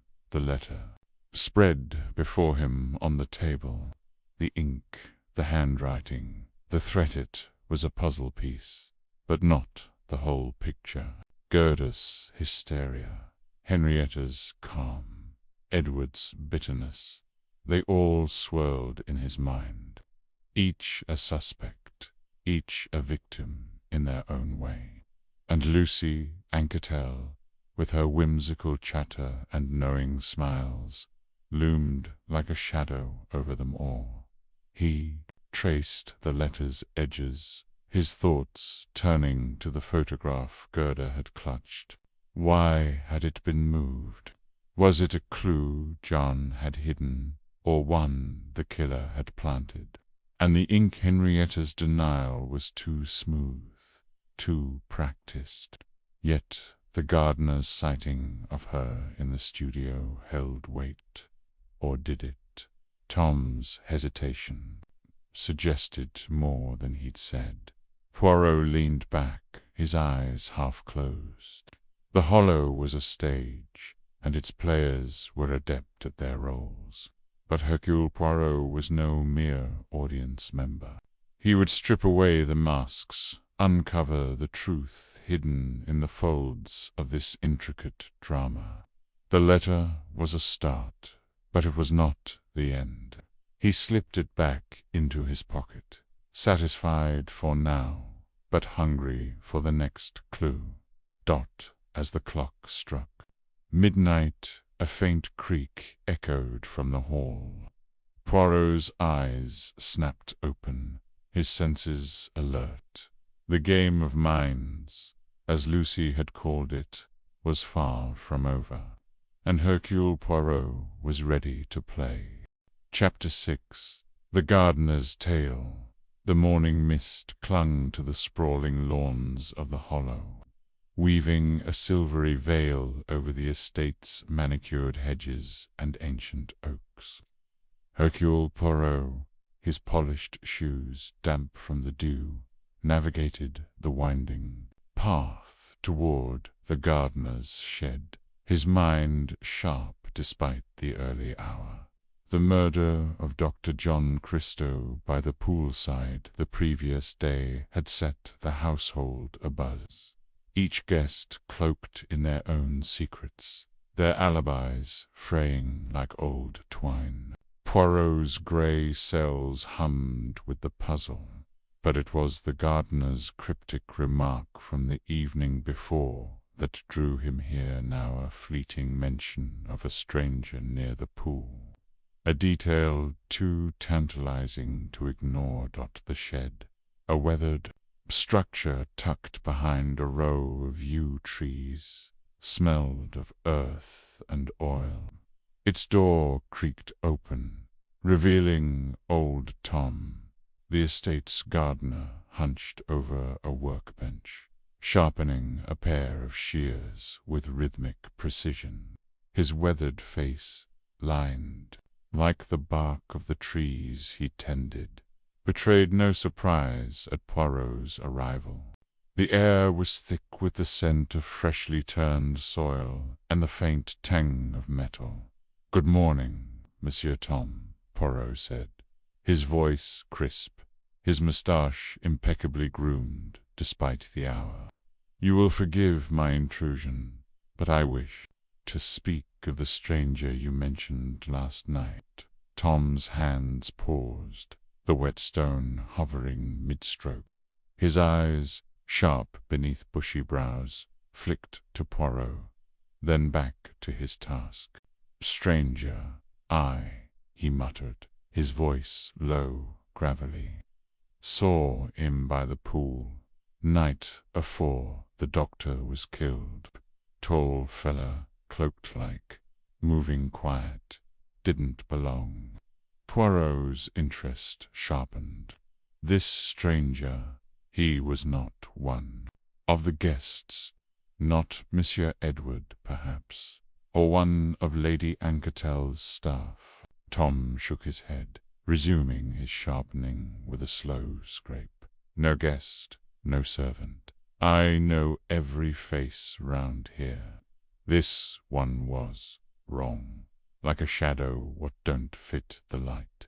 Poirot tilted his head, studying the old man. Tom's hesitation, the way his fingers tightened on the shears, suggested more than mere caution. Fear, perhaps, or a secret he guarded like the roots of his beloved trees. "Describe him, if you please."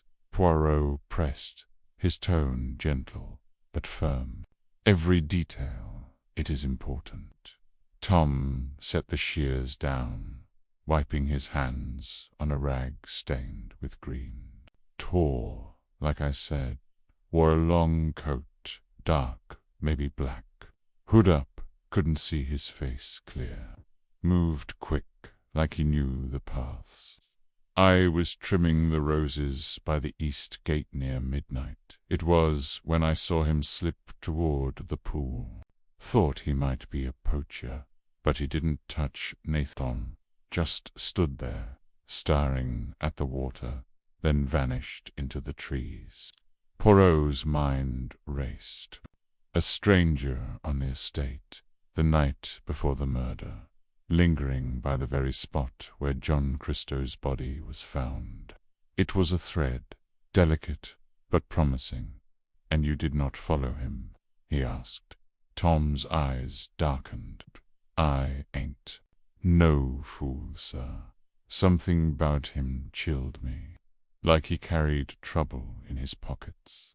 I stayed put, finished me work, and locked the gates." Poirot nodded, his fingers brushing the brim of his hat. "You are wise to be cautious, Monsieur Tom. But tell me, this stranger, did he leave anything behind? A footprint, perhaps, or an object?"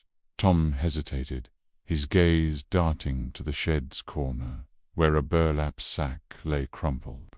"Found something," he admitted, voice barely above a whisper. "Didn't think much of it till now." He shuffled to the sack, pulling out a small tin box, rusted at the edges.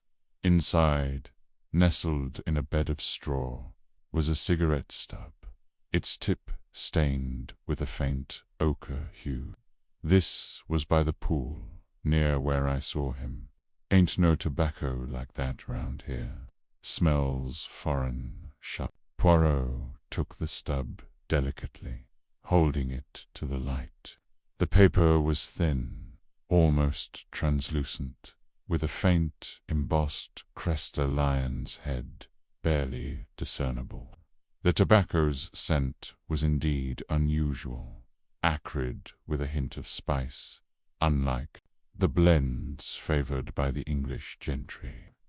"This is most curious," Poirot murmured, slipping the stub into a small envelope from his pocket.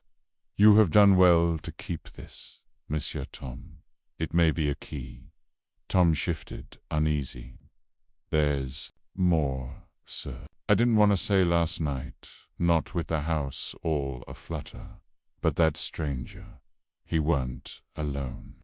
I heard voices, low-like, arguing, couldn't make out words, but one was sharp, angry, the other calm, like it was giving orders.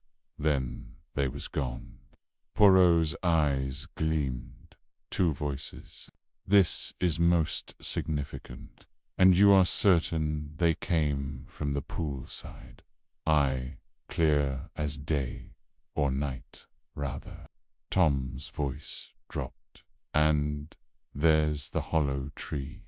I told you to mind it, didn't I? Old things been here longer. Maybe longer'n the hollow itself. Got a queer feel to it. Folks say it's cursed, but I don't hold with that. Still, I seen that stranger head toward it 'fore he vanished." Poirot's pulse quickened, though his expression remained serene. "The hollow tree, you say? Show me, if you please." Tom led the way, his boots crunching on the gravel path. The mist had begun to lift, revealing the estate in all its autumnal splendor, golden leaves scattered across the lawn, the air crisp with the promise of frost. The hollow tree stood at the estate's edge, an ancient oak with a gnarled trunk, its heart hollowed by time, its branches twisted skyward like skeletal fingers, and a faint breeze stirred the leaves at its base. "Here," Tom said, pointing to the trunk space, where a jagged opening yawned. "Folks used to hide things in their love letters, trinkets. Smugglers, too, back in the day. I check it now and then, make sure no critters nestin'. Didn't look last night, though too dark." Poirot knelt, his gloved hands probing the opening with care. The wood was damp, moss clinging to its edges, but his fingers brushed something soft fabric tucked deep within. He drew it out, a silk scarf, pale blue, stained with dark, rusty patches, blood unmistakably. Embroidered in one corner were the initials H.S. "Henrietta Savernake." "Mon Dieu," Poirot whispered, turning the scarf over. The blood was dry, crusted, but the silk was fine, expensive. A deliberate clue, perhaps, or a careless mistake. He glanced at Tom, whose face had paled. "You did not know this was here?" "Swear it, sir," Tom said, stepping back. "I dain't touch that tree in weeks. Whoever put that there, they meant for it to be found." Poirot nodded, folding the scarf carefully. "Or they meant to hide it, but not well enough. Merci, Monsieur Tom. You have given me much to consider." As they walked back toward the house, Poirot's mind churned. The stranger, the cigarette stub, the voices, the scarf, all threads in a tapestry of deceit. Henrietta's name loomed large, her initials a bold accusation, yet the scene felt staged, almost theatrical. Lady Lucy's cryptic smiles and Gerda's dazed denials flickered in his thoughts. But this new figure, the cloaked stranger, added a layer of intrigue he had not anticipated at the house. Breakfast was underway, the dining room filled with the clink of china and the murmur of strained conversation. Lucy Anquetel presided at the table's head, her laughter bright but brittle, like glass on the verge of shattering. Henrietta sat across from Edward, her fingers tracing the rim of her teacup, her expression unreadable. Gerda, pale and trembling, barely touched her plate, her eyes darting to the empty chair where John had sat. Poirot slipped into his seat, the scarf and cigarette stub tucked safely in his coat. He observed the guests, noting the subtle glances, the unspoken tensions. Lucy caught his eye, her smile widening. "Monsieur Poirot, you've been exploring our grounds. Did old Tom regale you with tales of our ghostly oaks?" "Ghosts, Nan," Poirot replied, his tone light. "But the trees, they have stories, do they not?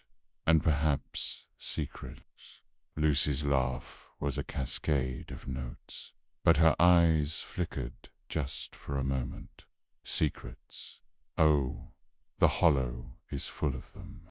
Every stone, every branch, positively brimming with history."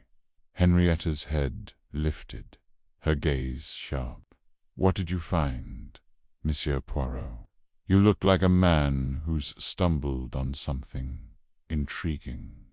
Poirot smiled, his moustache twitching.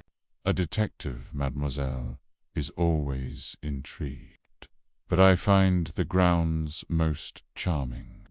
The pool, the trees, they speak, if one listens." Edward coughed, setting down his fork. "You're not suggesting the trees saw something, are you?" His tone was dry, but his knuckles whitened on the tablecloth. "Perhaps not saw," Monsieur Edward Poirot said, "but they hold what others leave behind. A curious habit, no." The table fell silent, the air thick with unspoken questions. Gerda's fork clattered to her plate, and she mumbled an apology, her hands shaking. Poirot watched, his mind cataloguing each reaction. The stranger, the scarf, the voices, they were pieces of a puzzle, but the picture remained elusive. After breakfast, Poirot retreated to the library, spreading his notes across a mahogany table. The cigarette stub lay beside the scarf, their secrets locked within. He recalled Tom's words, "Mind the hollow tree." Was it a warning, a clue, or a distraction? And the stranger, why linger by the pool, only to vanish? The voices Tom heard suggested a conspiracy, perhaps, or a confrontation. But with whom? A soft knock interrupted his thoughts. Midge Hardcastle, the distant cousin, stood in the doorway, her plain dress a stark contrast to the estate's opulence. Her eyes, bright with intelligence, met his. "Monsieur Poirot, I heard you were with Tom this morning. Did he say anything about the night before the murder?" Poirot gestured for her to sit, noting the tension in her posture. "He spoke of a stranger, Mademoiselle Midge, a man by the pool, and voices in the dark. Pew, perhaps, know something of this." Midge's fingers twisted in her lap. "I don't know about a stranger, but I couldn't sleep that night. I was at my window, looking out toward the garden. I saw someone moving near the pool. I thought it was John, maybe, or Edward. It was too dark to tell, but there was another figure, taller, in a long coat. They were talking, I think. I didn't hear much, just a murmur." Poirot leaned forward, his voice soft. "And you did not think to mention this before?" Midge flushed. "I didn't want to cause a fuss. Everyone was already so upset, and I wasn't sure what I saw. It could have been nothing." "Nothing, mademoiselle, is rarely nothing," Poirot said, his eyes kind but piercing. "You must tell me all. The smallest detail, it may be the key." Midge nodded, her voice steadier. The taller figure, they moved like they didn't want to be seen. Quick, careful steps. And the other one, they seemed angry. "I heard a word, just one. Betrayal." Then they both disappeared toward the trees. "Betrayal," Poirot repeated, the word hanging in the air. "A powerful word, mademoiselle. Merci for your candor." As Midge left, Poirot added her account to his note. Put the stranger, the voices, the word betrayal. They pointed to a deeper motive, one rooted in passion or vengeance. The scarf, with Henrietta's initials, was a bold stroke, but was it hers, or planted to incriminate her? And Lucy, her whimsical air, felt like a mask, her knowledge of the estate too intimate to dismiss. That afternoon, Poirot returned to the poolside, the scene of the crime. The water was still, reflecting the grey sky, the bloodstains now scrubbed clean. He paced the perimeter, his eyes scanning the ground. Near a cluster of reeds, he spotted a faint indentation in the mud, the outline of a boot larger than any he'd seen among the guests. Beside it, half buried, was a small metal clasp, engraved with the same lion's head as the cigarette stub. "Mon Dieu," Poirot murmured, pocketing the clasp. The stranger was real, not a figment of Tom's imagination or Midge's sleepless night. But who was he? A hired hand, a lover, a foe? And why the hollow tree? As dusk fell, Poirot approached the tree once more, this time alone. The estate was quiet. The guests gathered for tea, their voices a distant hum. He examined the hollow again, his flashlight illuminating its depths. A faint scratch on the inner wood caught his crude carving, fresh of a crescent moon. It was no accident, no child's whim. Someone had marked this tree, perhaps as a signal. Poirot stepped back, his mind alight. The stranger, the scarf, the voices, the carving, they were not random. The hollow was a stage, and the players were moving toward a climax. He resolved to watch Henrietta closely, to test Lucy's facade, to probe Edward's silence. But the stranger, he was the wild card, the shadow that didn't fit the light. The chapter closed with Poirot standing by the tree, the mist curling around him like a shroud. Tom's warning echoed in his ears. "Mind the hollow tree." He smiled, a faint curve of his lips. The tree had spoken, and Hercule Poirot was listening. Chapter 7. The Hollow Tree's Secret. The morning sun filtered through the ancient oaks surrounding the hollow, casting dappled shadows across the sprawling lawns. Hercule Poirot, his polished shoes sinking slightly into the dukist grass, walked with measured steps toward the edge of the estate. The air was crisp, carrying the faint scent of damp earth and late-blooming roses. But his mind was far from the pastoral charm. The murder of Dr. John Christo at the poolside lingered like a stubborn fog, and the gardener Tom's cryptic warning about the hollow tree had set his curiosity ablaze. Poirot adjusted his hat, his moustache twitching as he considered the puzzle. The old gardener's words, delivered with a tremor of unease, hinted at something tangibler, clue, hidden in the landscape itself.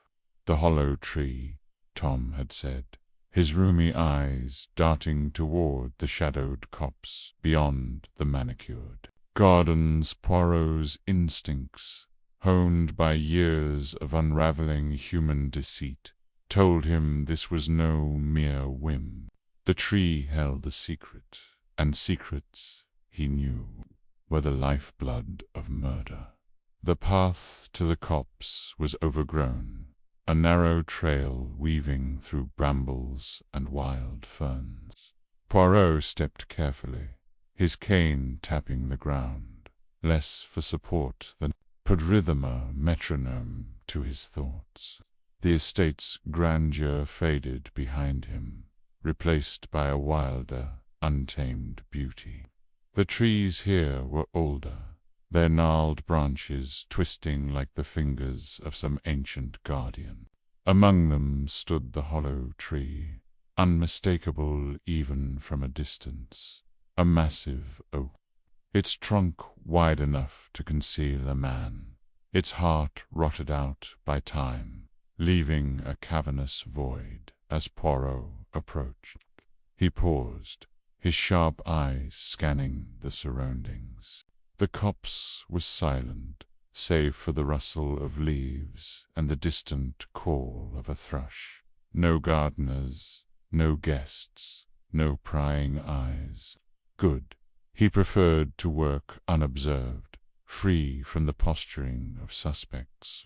The tree loomed before him, its bark rough and moss-streaked, a jagged scar running down one side where lightning had struck years ago.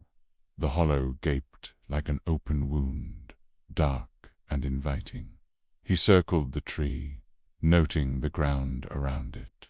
The soil was disturbed, not by the careless trampling of boots, but by something deliberater patch where the earth had been smoothed, as if someone had swept away their tracks. His lips curved faintly. Clever, he thought, but not clever enough. Kneeling with surprising agility for a man of his fastidious nature, he brushed aside a layer of leaves, revealing a faint indentation. A footprint, perhaps, though too faint to identify. He straightened, his gaze returning to the hollow. The cavity was deep, its interior cloaked in shadow. Poirot produced a small flashlight from his pocket, a practical tool he always carried, for darkness often hid what daylight overlooked. The beam illuminated the rough interior, revealing cobwebs, decayed wood, and something else, a glint of fabric tucked deep within. His pulse quickened, but his movements remained deliberate. Using his cane, he hooked the object and drew it out carefully, as if coaxing a reluctant witness to speak. It was a silk scarf, delicate and finely made, its edges frayed but its pattern still vivid, a swirl of crimson and gold, like a sunset caught in thread. Poirot held it up, the fabric catching the light, and his eyes narrowed at the sight of a dark stain marring its beauty. Blood, dried to a rusty brown, spread across one corner. He turned the scarf over, his fingers tracing the embroidered initials H.S. Henrietta Savernake. The artist, with her cool demeanor and paint-stained hands. The scarf was hers, or meant to seem so. He folded the scarf carefully, slipping it into an inner pocket of his coat. The discovery was significant, but its meaning was elusive. Was this a genuine clue, carelessly left by the killer, or a deliberate plant to mislead? The placement felt too convenient, too staged, like a prop in one of Lady Lucy Anquetel's theatrical whims.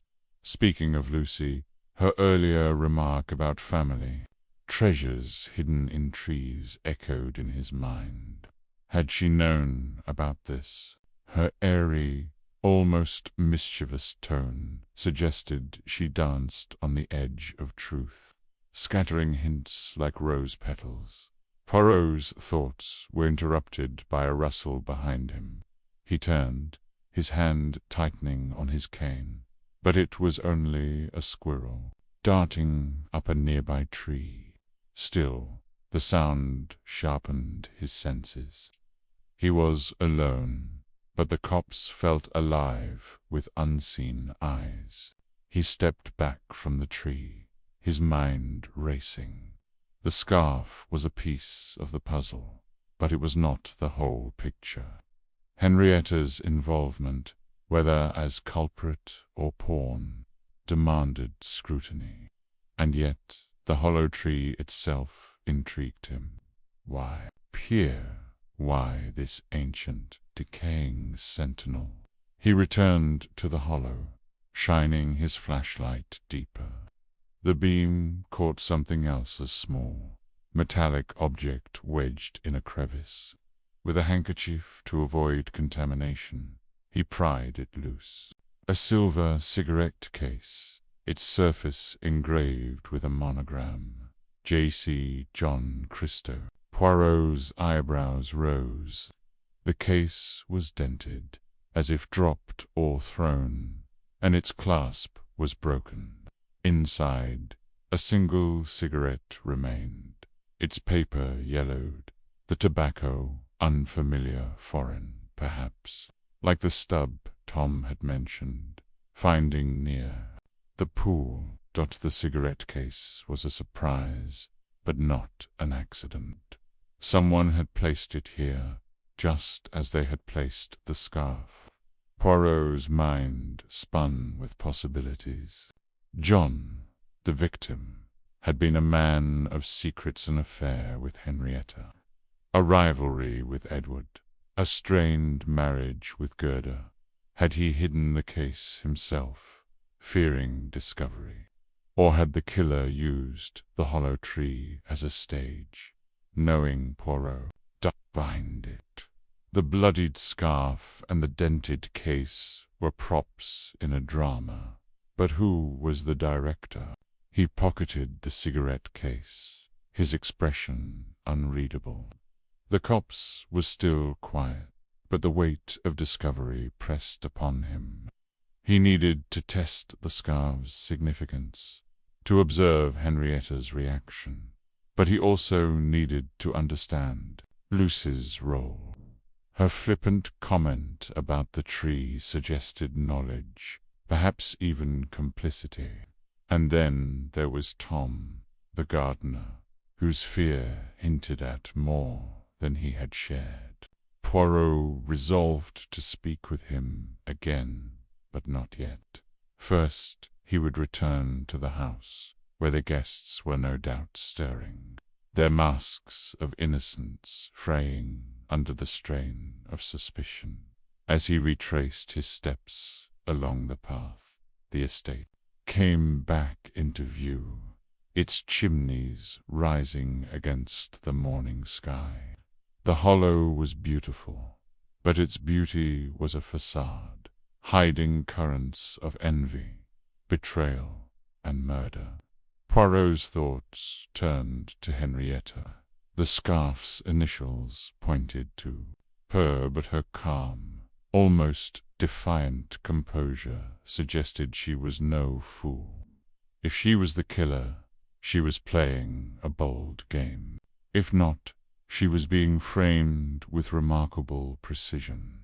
Back at the house, the breakfast room buzzed with tension. Lady Lucy Anquetel presided over the table like a queen, her laughter bright but brittle. Gerda sat pale and silent, her hands twisting a napkin into knots. Edward lingered by the window, his gaze distant, while Henrietta sketched idly on a napkin, her movements fluid but guarded. Midge, the quiet cousin, poured tea with a steadiness that belied her earlier confession of resentment. Poirot entered quietly, his presence drawing every eye, though he pretended not to notice. "Good morning, Monsieur Poirot," Lucy chirped, her eyes gleaming with what might have been amusement or defiance. "Did the gardens inspire your little grey cells? They are most illuminating, Lady Anquetel," Poirot replied, his tone polite but laced with meaning. He took a seat, accepting a cup of tea from Midge, and let the conversation flow around him. Lucy prattled about the estate's history, mentioning the hollow tree as a childhood hiding-place for her and her cousins. Poirot listened, his face impassive, but her words confirmed his suspicion. She knew the tree's significance. Henrietta glanced up from her sketching, her eyes meeting Poirot's for a fleeting moment. Was that a flicker of unease, or merely his imagination? He decided to test her. "Mademoiselle Savernake," he said, his voice casual, "I found a most curious item in the gardens, a scarf. Perhaps one of yours, with a striking design." The table stilled. Henrietta's pencil paused, but her expression remained serene. "I have many scarves, Monsieur Poirot," she said, her voice smooth as silk. "Artists are careless with their things. Where did you find it?" "In a place of secrets," Poirot said, watching her closely. "By hollow tree, where treasures are hidden." Lucy clapped her hands, delighted. "Oh, the hollow tree. We used to hide all sorts of things. Their letters, trinkets, even a stolen pie once. Did you find a treasure, Monsieur Poirot?" "Perhaps," he said, his eyes never leaving Henrietta. She returned his gaze, unflinching, but her fingers tightened around the pencil. Gerda let out a small gasp, quickly smothered, while Edward turned from the window, his face unreadable. Midge's teapot trembled slightly, betraying her calm. The moment passed, and conversation resumed, but Poirot felt the shift. The scarf had struck a nerve, though whose he could not yet say. He excused himself after breakfast, seeking out Tom in the gardens. The old gardener was pruning roses, his hands steady but his eyes wary as Poirot approached. "Monsieur Tom Poirot," Biggin, his tone gentle but firm. You spoke of the hollow tree. What did you mean by mind it? What have you seen? Tom hesitated, his shears pausing mid-snip. I ain't one for tales, sir, he said, his voice low. But that tree, it's a bad place.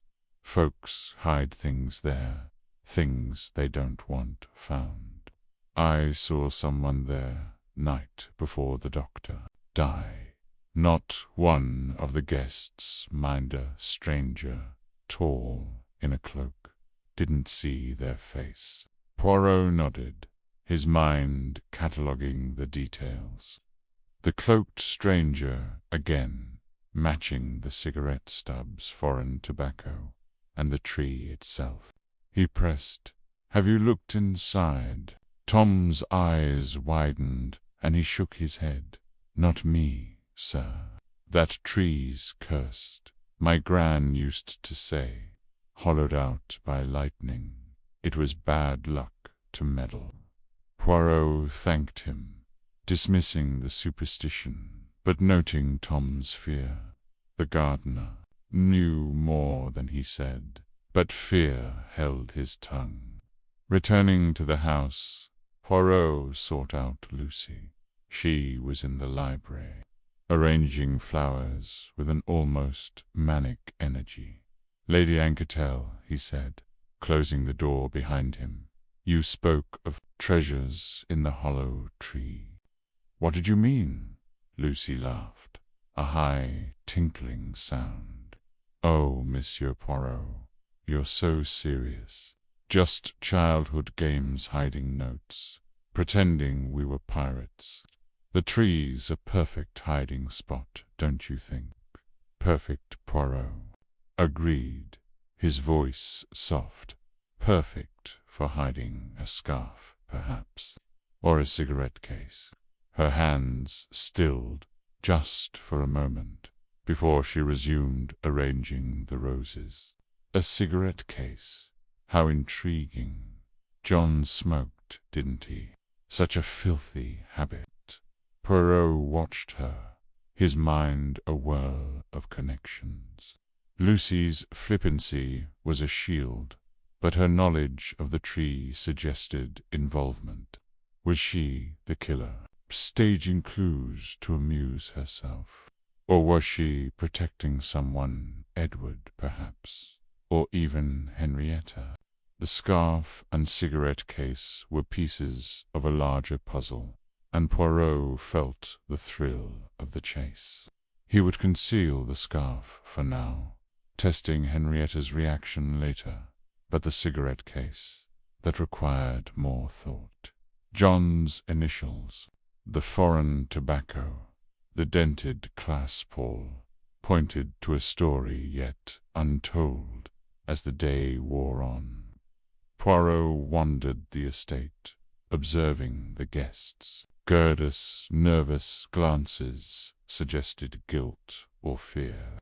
Edward's silence hid a storm of emotion. Henrietta's calm was too perfect, too practiced. And Lucy was the wild card, her whimsy masking a mind as sharp as his own. The hollow tree had yielded its secrets, but they were only the beginning. The truth, Poirot knew, lay in the interplay of motives and lies, and he would unravel it, piece by meticulous piece. The chapter closed with Poirot standing alone in his room, the scarf and cigarette case laid out on the table before him. He traced the initials H.S. with a finger, then the dented J.C. on the case. The hollow was a stage, and the players were all suspects. He smiled, a small, satisfied smile, and murmured to himself, "The game of minds. It continues, and Hercule Poirot, he does not lose." Chapter 8. The artist's confession. The morning mist clung to the rolling lawns of the hollow. softening the edges of the ancient oaks and shrouding the estate in a quiet that felt almost conspiratorial. Hercule Poirot, impeccably dressed despite the early hour, stood by the French windows of the drawing-room, his sharp eyes scanning the garden beyond. The previous day's discovery of the blood-stained silk scarf in the hollow tree had ignited a spark in his mind, one that now burned, with the steady intensity of a puzzle nearing its solution. By the scarf, with its embroidered initials H's, pointed unmistakably to Henrietta Whodunit, the enigmatic artist whose poise had intrigued him from the moment he arrived. Yet the placement of the scarf too deliberate to theatrical be mind at work, one that delighted in misdirection. Today, he resolved, he would confront Henrietta and peel back the layers of her carefully crafted facade. Poirot sipped his tisane, the delicate aroma of chamomile grounding him as he reviewed the facts. Henrietta's connection to John Christo, the murdered doctor, was no secret. Their heated exchange by the garden on the first day had betrayed a familiarity that went beyond mere acquaintance. The sketchbook in her room, with its hauntingly precise drawing of John by the pool, dated the day before his death, was another thread in the tapestry. And now the scarf, her scarf tainted with blood, and hidden in a tree that seemed to whisper the estate's secrets. Was Henrietta the killer, or was she, too, a pawn in Lady Lucy and Catel's elaborate game of minds? Poirot's moustache twitched as he considered the possibilities, his mind a kaleidoscope of motives and alibis. The sound of footsteps on the parquet floor drew his attention. Henrietta entered the drawing-room, her auburn hair catching the weak sunlight that filtered through the mist.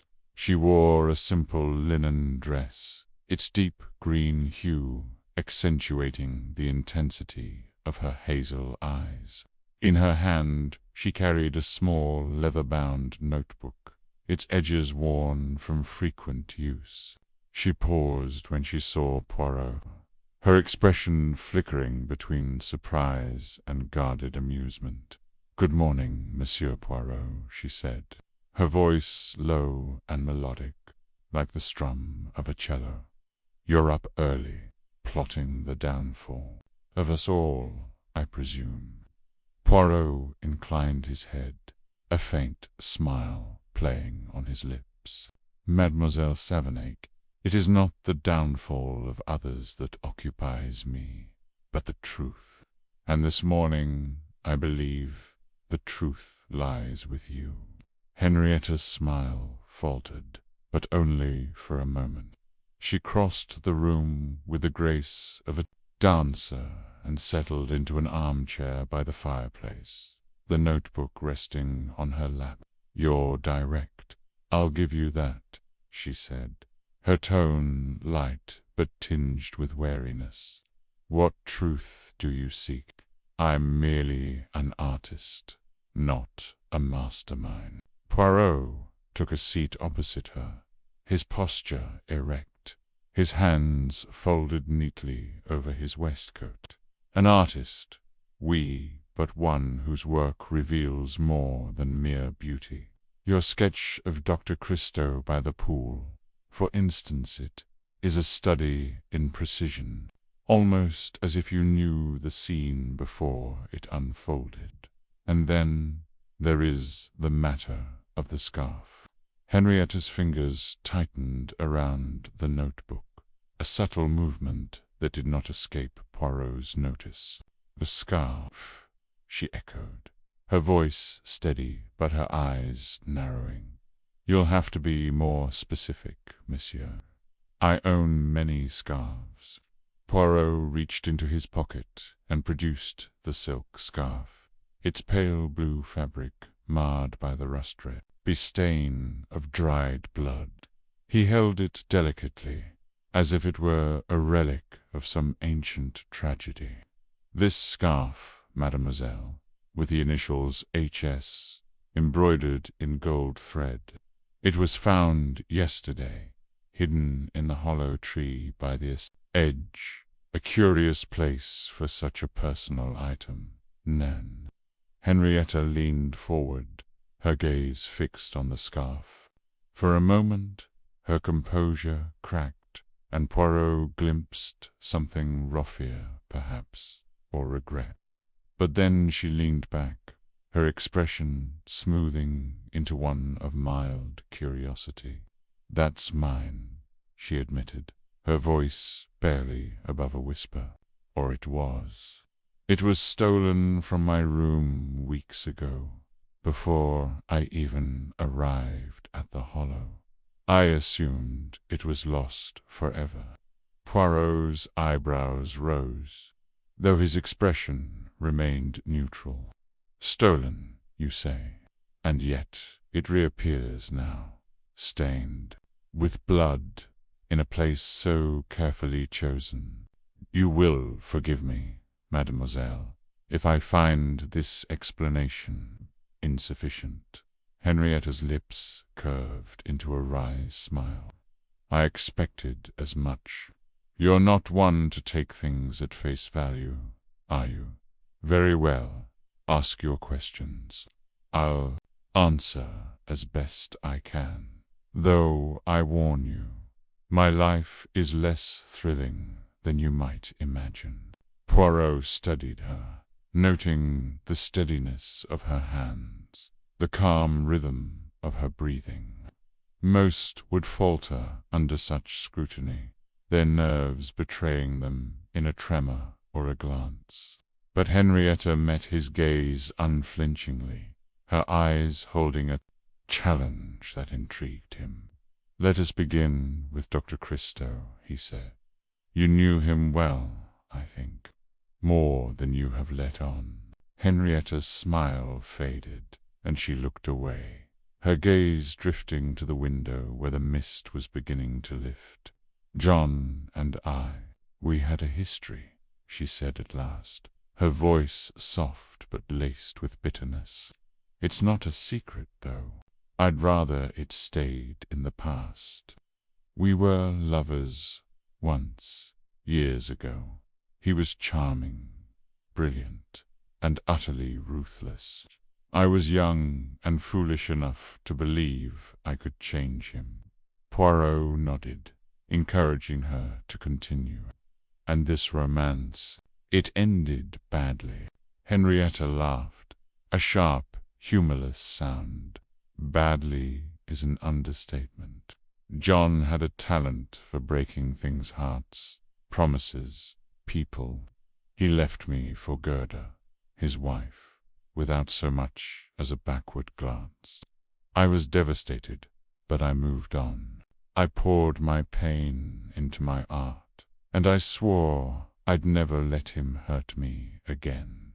Poirot tilted his head, his eyes narrowing. "Yet here you are, at the Hollow, where Dr. Christo was a guest. A coincidence, perhaps." Henrietta's fingers traced the edge of her notebook, a restless gesture that betrayed her calm facade. "Not a coincidence," she admitted. "Lucy invited me, and she mentioned John would be here. I came because I wanted to prove to myself that I was over him, that he no longer had power over me. But seeing him again, it stirred up old wounds. We argued, yes, by the garden. You must have heard us. But I didn't kill him, monsieur." "Poirot, I had no reason to." Poirot considered her words, weighing their sincerity. Her story rang true, yet there was a cadence to it, a rhythm that suggested rehearsal. and the sketch. He pressed the one of Dr. Christo by the pool, dated the day before his death. How do you explain this foresight? Henrietta opened her notebook, flipping through its pages until she found the sketch. She held it out to Poirot, her expression defiant. The drawing was striking in its detail. John Christo lounging by the pool, his posture relaxed but his eyes sharp, as if he sensed danger. The date, scrawled in pencil, was unmistakable. "I drew this from memory," she said. "John loved that spot by the pool. He'd sit there for hours, scheming or brooding or whatever it was he did. I sketched it the day before he died because I needed to capture him, to make sense of him. Art is how I process the world, monsieur. It's not evidence of murder." Poirot examined the sketch, noting the precision of the lines, the subtle shading that brought John's features to life. It was the work of a skilled artist, but also of someone who had studied their subject intimately. "And the blood on the scarf?" he asked, returning the notebook. "If it was stolen, as you claim, who might have taken it, and why?" Henrietta shook her head, her frustration evident. "I don't know. Someone who wanted to hurt me, perhaps, or to confuse you. This place, the Hollow, it's full of secrets. Everyone here has something to hide. Lucy, with her games and her cryptic smiles. Edward, with his quiet resentment. Even Gerda, poor thing. She's not as helpless as she seems. You've seen how she clings to John's memory, but there's fierceness in her, too." Poirot leaned back, his fingers steepled beneath his chin. Henrietta's words painted a vivid picture of the Hollow's inhabitants, each a potential player in the drama of John Christo's death. But it was her own role that fascinated him. Her candor, her vulnerability, they were disarming. Yet he sensed a deeper game at play. "Tell me, mademoiselle," he said, his voice soft but probing. "What is it you fear? Not of me, perhaps, but of this truth you claim to seek. There is something you are not saying, I think." Henrietta's eyes met his, and for a moment they held a storm of emotions: grief, defiance, and something darker, like the shadow of a secret too heavy to bear. She rose abruptly, clutching her notebook to her chest, and paced to the window. The mist had cleared, revealing the garden in all its autumnal glory, the leaves a riot of gold and crimson. "You're right," she said at last, her voice barely audible. "There's something I haven't told you. Not because I'm guilty, but because it's private. John didn't just break my heart. He humiliated me. After we parted, he spread lies about me, about my work. He told people I was unstable, that my art was derivative. It cost me commissions, friendships. I came to the Hollow not just to face him, but to confront him. I wanted him to admit what he'd done, to apologize. But he laughed at me, monsieur. He laughed, and I hated him for it." Poirot watched her, his heart stirring with a rare pang of sympathy. Her pain was palpable, yet her hands remained steady, her posture erect. She was not a woman who crumbled under pressure, but one who transformed it into something else, art, perhaps, or resolve. "And this hatred," he said gently, "did it lead you to the poolside? with a revolver in your hand. Henrietta whirled to face him, her eyes blazing. No, I swear it, monsieur. I wanted him to suffer. Yes, but not like that. I'm an artist, not a killer. My revenge is in my work, in creating something he could never touch. Look at my sketches, my sculptures there. Proof of who I am, not of what you suspect. Poirot rose, his movements deliberate, and approached her. He took her notebook from her unresisting hands and flipped through its pages. Each sketch was a window into her soul. Landscapes of the Hollow, portraits of its guests, and, most strikingly, a series of studies of John Christo. In one, he stood by the garden, his smile cruel. In another, he gazed at the horizon, his expression distant. Each drawing captured a facet of the man, but none showed him as a victim. These are remarkable, Poirot said, closing the notebook and returning it to her. They tell a story, mademoiselle, but not the one I seek. The scarf, the sketch, your history with Dr. Christo, they weave a net around you. Yet I sense you are not the spider at its center. Tell me, then, who is? Henrietta's shoulders sagged, and she sank back into the armchair, her defiance giving way to exhaustion. I don't know, she whispered. I wish I did.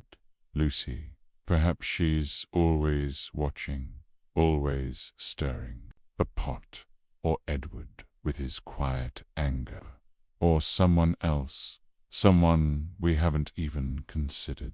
All I know is that John's death wasn't random. He made enemies wherever he went, and one of them was here, waiting. Poirot nodded, his mind racing. Henrietta's confession had given him much to consider, but it had also deepened the mystery.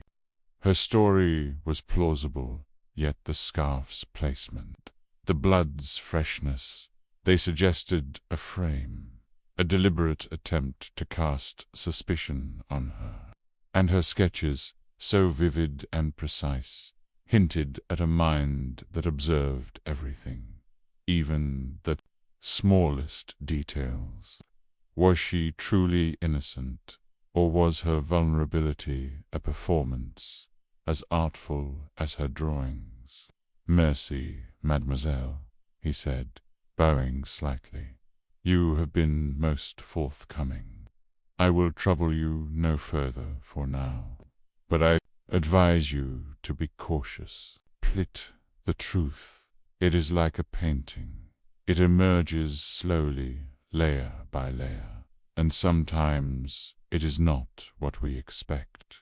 Henrietta managed a faint smile. I'll keep that in mind, monsieur, and you be careful, too. The Hollow has a way of swallowing people whole. As she left the drawing-room, her footsteps echoing in the quiet, Poirot returned to the window, his gaze fixed on the garden. The mist had vanished, but the air felt heavy with secrets. He thought of Lucy Anquetel, with her whimsical chatter and knowing smirks, of Edward, whose longing for Henrietta was a quiet fire, of Gerda, whose grief masked a fierceness Henrietta had glimpsed, and of the gardener's tale of a stranger by the pool, a shadow that refused to take shape. The scarf, he decided, was the key. Its placement in the hollow tree was no accident, but a message, a taunt from the killer. And Henrietta, with her steady hands and haunted eyes, was either its victim or its author. Poirot's fingers brushed his moustache, a gesture of satisfaction. The puzzle was complex, But he was Hercule Poirot, and no puzzle could resist him for long. He turned from the window, his resolve hardened. The next step was to test Henrietta's reaction to the scarf's discovery, to watch her eyes for the flicker of guilt or relief.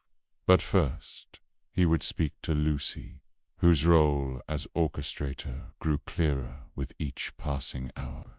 The game of minds, as she had called it, was reaching its climax, and Poirot intended to play his part with precision.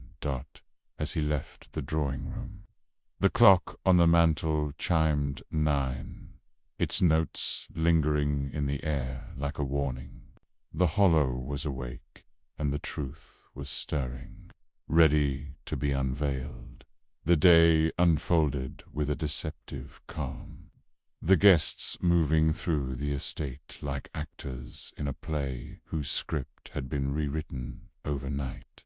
Poirot observed them all, his presence a quiet pressure that drew out subtle shifts in behavior. Gerda, pale and trembling, avoided the poolside, her eyes darting to Henrietta with a mix of fear and accusation. Edward lingered in the library, his book forgotten as he stared out the window, his thoughts unreadable. And Lucy, ever the hostess, flitted from guest to guest, her laughter a bright counterpoint to the undercurrent of tension. At noon, Poirot found Lucy in the conservatory, tending to a cluster of orchids with a care that bordered on reverence. Her lavender dress shimmered in the sunlight, and her silver hair was swept into an elegant chignon, giving her the air of a fairy queen. She glanced up as Poirot approached, her blue eyes twinkling with mischief. "Monsieur Poirot, you've been terribly serious today," she said, snipping a wilted leaf with precision. "Have you solved our little mystery yet, or are you still chasing shadows?" Poirot smiled, undeterred by her playful tone. "Madame, it is not shadows I chase, but facts, and one fact in particular troubles me. The scarf found in the hollow tree. It belongs to Mademoiselle Savernake, yet she claims it was stolen. You, I think, know more of this than you have said." Lucy's scissors paused, and for a moment her expression was unreadable. Then she laughed, a sound like the chime of crystal. "Oh, you are clever, aren't you? Always seeing what others miss. Very well, I'll indulge you.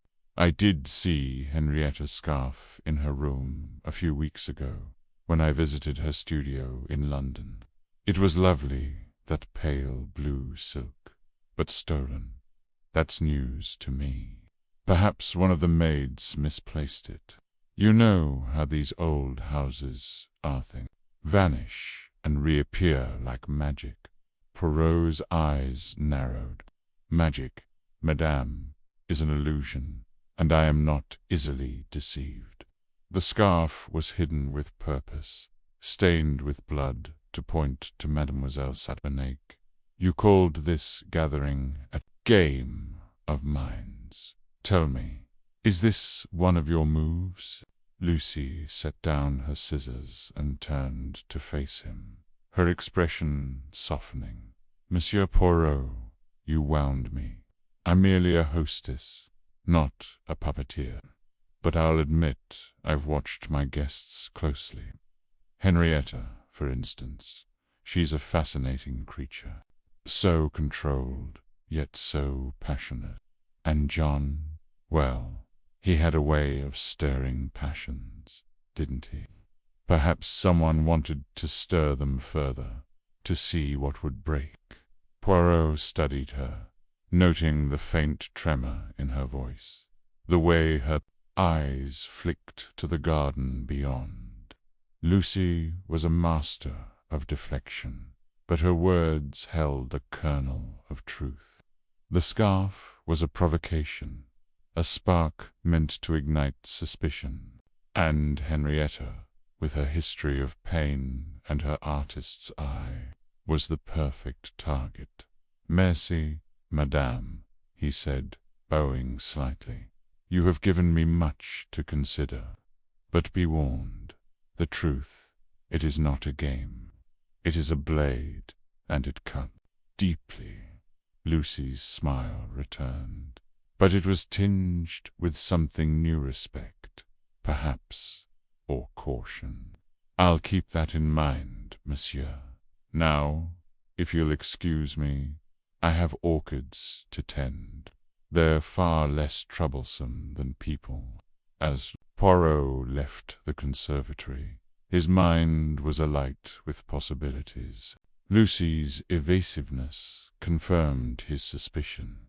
She was not merely a bystander, but a player in the drama, her motives as opaque as the mist that had cloaked the estate that morning. The scarf, the sketch, the blood, they were all pieces of a larger design, and Henrietta was at its heart. That afternoon, Poirot sought out Henrietta again, finding her in the garden, sketching the ancient yew tree that stood sentinel by the pool. She glanced up as he approached, her pencil pausing mid-stroke. "Back so soon, monsieur," she said, her tone teasing but her eyes wary. "Have you decided I'm guilty after all?" Poirot shook his head, settling on a nearby bench. "None, mademoiselle. I have decided only that you are central to this mystery, whether by design or by chance. The scarf, I believe, was placed to implicate you.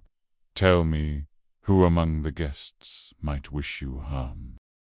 Henrietta's pencil resumed its movement, the lines of the yew tree taking shape with fluid grace. "Harm, that's a strong word. Gerda, perhaps he's never liked me, though I think it's more jealousy than malice. Edward, he's kind, but there's a darkness in him, a resentment I can't quite place. And Lucy, well, Lucy's a law unto herself. She sees everything, but she never shows her hand." Poirot nodded, his gaze drifting to the pool, where the water lay still, reflecting the sky like a mirror, and the stranger the gardener spoke of, the one by the pool the night before the murder. "Could they have taken your scarf?" Henrietta's hand stilled, and she looked at him, her expression unreadable. "A stranger. I hadn't heard that. If there was someone else here, someone watching, it changes things, doesn't it? Maybe John wasn't the only target. Maybe we're all part of something bigger." Poirot's moustache twitched, a sign of his growing intrigue. Henriette. Words echoed his own thoughts. The Hollow was a stage, and John's death was merely the opening act. The scarf, the sketch, the hidden letter, they were props in a play whose author remained in the shadows as the sun dipped below the horizon. Casting long shadows across the garden, Poirot rose, his mind a whirl of connections. "Merci, mademoiselle," P said. "You have been most helpful. Rest assured, I will find the truth, and when I do, it will set you free, or bind you forever." Henrietta watched him go, her pencil poised above the page. As Poirot's figure receded into the twilight, she added a final detail to her sketch, a faint silhouette by the pool, cloaked in darkness. Watching, the evening brought a chill to the Hollow, the air thick with the scent of damp earth and fading Rose's Poirot retired to his room, his notebook filled with observations, his mind a tapestry of clues and contradictions. Henrietta's confession had been a revelation, but it had also raised new questions. Her pain was genuine, yet her composure was that of a woman who knew more than she revealed. The scarf, he suspected, was a red herring, meant to distract him from the true killer. But who had placed it, and why? As he sat by the window, gazing out at the starlit garden, Poirot's thoughts returned to Lucy. Her cryptic warnings, her airy dismissals, they were the threads that tied the mystery together. She had invited them all to the Hollow, knowing their histories, their grudges. Was she the spider at the center of the web, or merely a spectator, delighting in the chaos? The clock struck midnight, its chimes a solemn reminder of the passing hours. Poirot closed his notebook, his resolve unshaken. Tomorrow he would confront Lucy again, and he would probe deeper into the gardener's tale of the stranger. The truth was close. He could feel it, like the brush of a butterfly's wing dot as he prepared for bed. Poirot's gaze fell on the silk scarf, now safely tucked in his suitcase. It was a symbol of the mystery, a delicate thread in a tangled knot, and he, Hercule Poirot, would unravel it, no matter how intricate the weave. The Hollow slept, but its secrets did not, and somewhere in the shadows the killer watched, waiting for the next move in the game of minds. Chapter 9. The Revolver's Origin. The morning sun filtered through the heavy drapes of the Hollow's library, casting long slanted beams across the oak-paneled walls. Hercule Poirot stood by a tall window, his small, precise hands clasped behind. His back, his moustache impeccably trimmed, though his mind was anything but still. The events of the past days, John Christo's murder, the blood-stained scarf, the cryptic letters swirled in his thoughts like leaves caught in an autumn gust. Each clue, each glance, each hesitation from the guests at Lady Lucy Anquetel's estate had woven a tapestry of deception.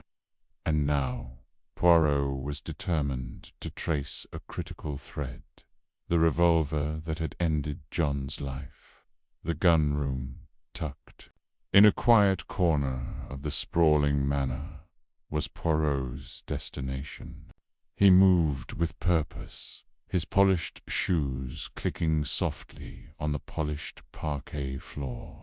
The house was awake, but subdued, as if the murder had drained its vitality. Servants whispered in corners, their eyes darting toward the guests, who lingered over breakfast with forced civility. Poirot noted it all. Gerda's trembling hands around her teacup, Henrietta's distant gaze, Edward's stiff posture. But it was the revolver, its cold, mechanical presence that called to him now. The gun-room was a relic of the Hollow's aristocratic past, its walls lined with hunting rifles and polished cabinets displaying antique pistols. A faint scent of oil and wood smoke lingered in the air. Poirot's eyes scanned the room, landing on a glass case where the revolver in questioner sleek .38 Webley should have rested. It was missing, of course, now in police custody after being found in Gerda's trembling hands by the poolside. But Poirot was not here to admire its absence. He was here to understand its journey. He turned to the butler, Mr. Grayson, man with a face like weathered parchment, who stood nervously by the door. Monsieur Grayson, Poirot began, his voice smooth yet commanding. This revolver, it was kept here. We accessible to all who knew of this room. Grayson nodded, his Adam's apple bobbing. Yes, sir. The gun-room is never locked. Lady Anquetel believes in trust. You see, guests, family, anyone, could have wandered in. Poirot's eyes gleamed. Trust, you say? A most curious virtue in a house where murder has taken residence. He stepped closer to the empty case, noting a faint smudge on the glass.